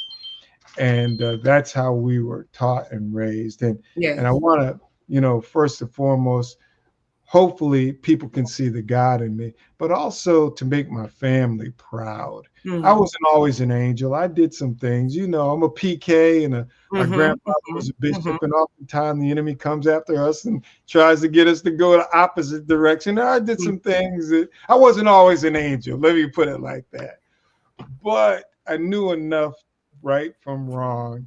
And then the older you get, you kind of realize that being a Christian is cool. Being a believer is cool. Letting people know that there's nothing wrong with it. We still can have fun. We can do things that the word, right, but not crossing that line. Absolutely. You know what I'm saying?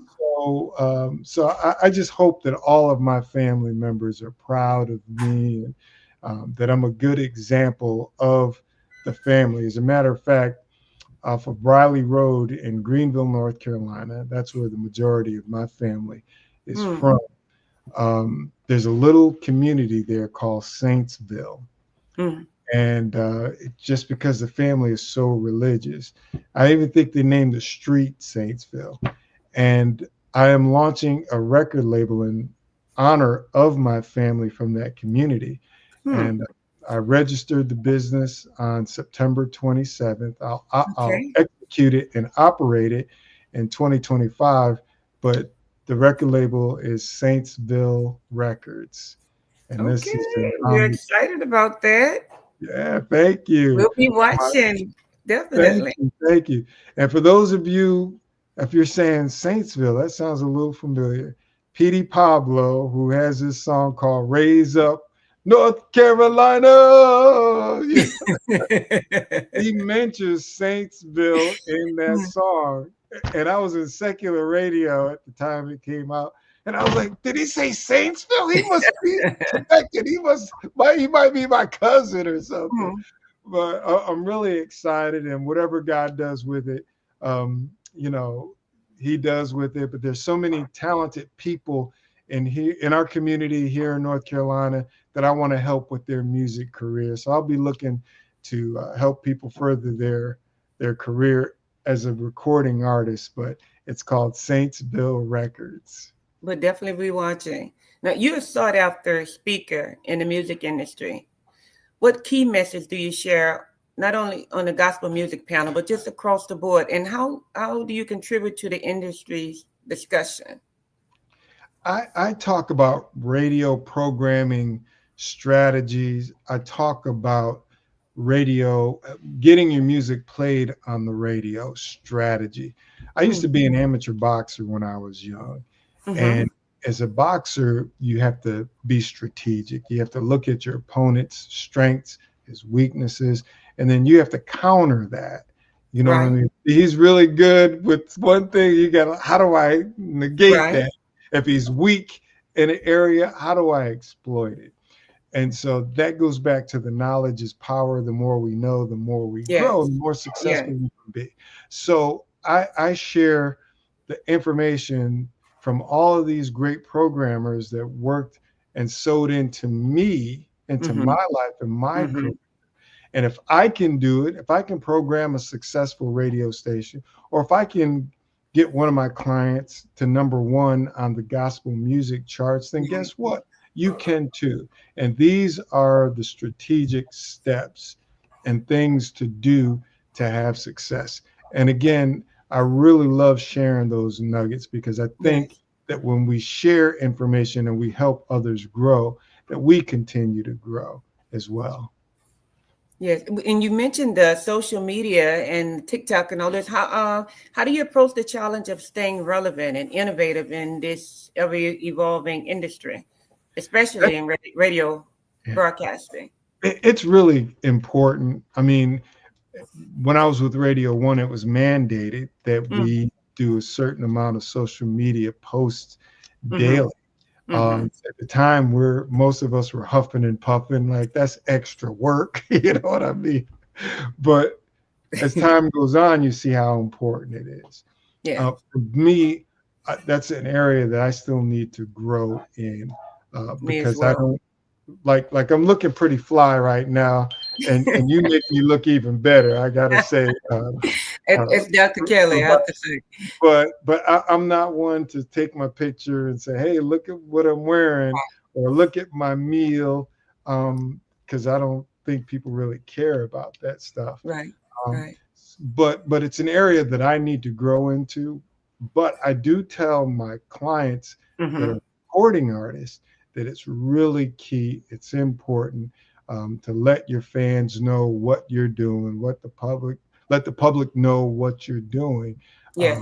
Because it's a part of the fabric of today. My grandchildren and my nieces and nephews, they stay on social media. They're watching TikTok for hours.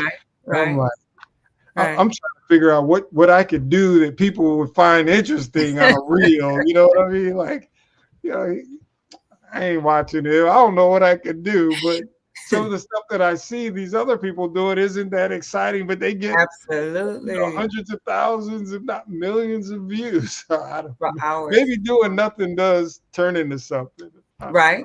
We just have to watch and see. Well, sure. Jerry, thank you so very much. It was an absolute wonderful, wonderful experience speaking with you today, and I hope I get to talk with you again. Actually, I'm going to be calling you soon. After we get off the phone, I'll be calling you in a few minutes. Please do. I would love it. And again, before I go, let's do shout out to Dr. Eric Kelly III. You can find out more about me at jerrysmith03.com.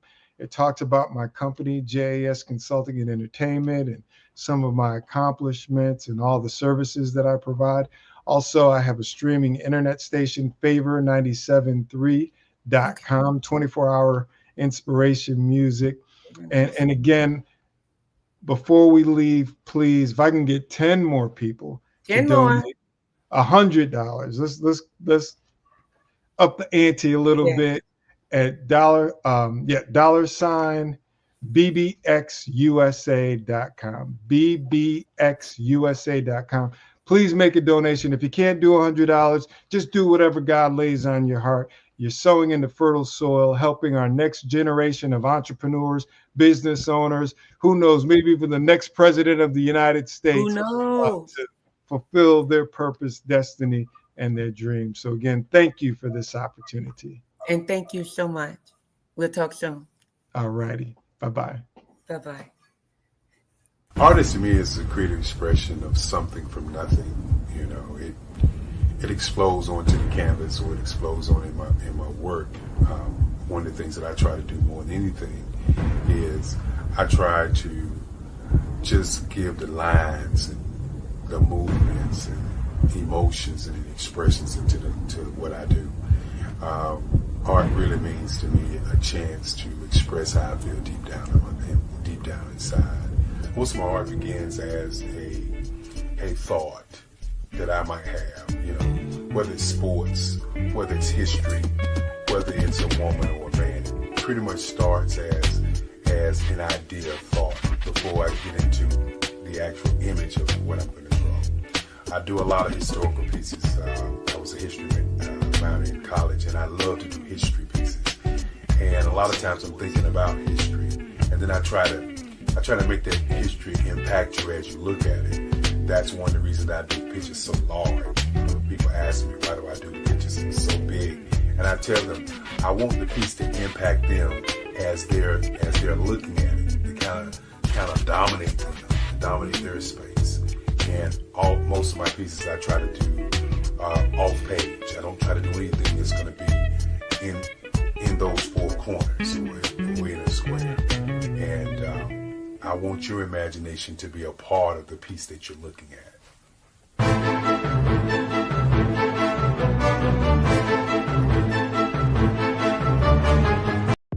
The Black Business Network and Black Business Olympics are essential platforms for Black business owners globally. They provide the tools and support you need to succeed in today's competitive marketplace. Join us today as we collaborate together with businesses from around the world to support our children, students, and young future entrepreneurs, Black businesses and corporations. We raise funds for students going to college and young entrepreneurs who are aspiring to be business owners, and we invite you to be a contributor today. Visit the website www.blackbusinessexpousa.com to connect with and learn more about how the Black Business Network and Black Business Olympics can help you not only share your amazing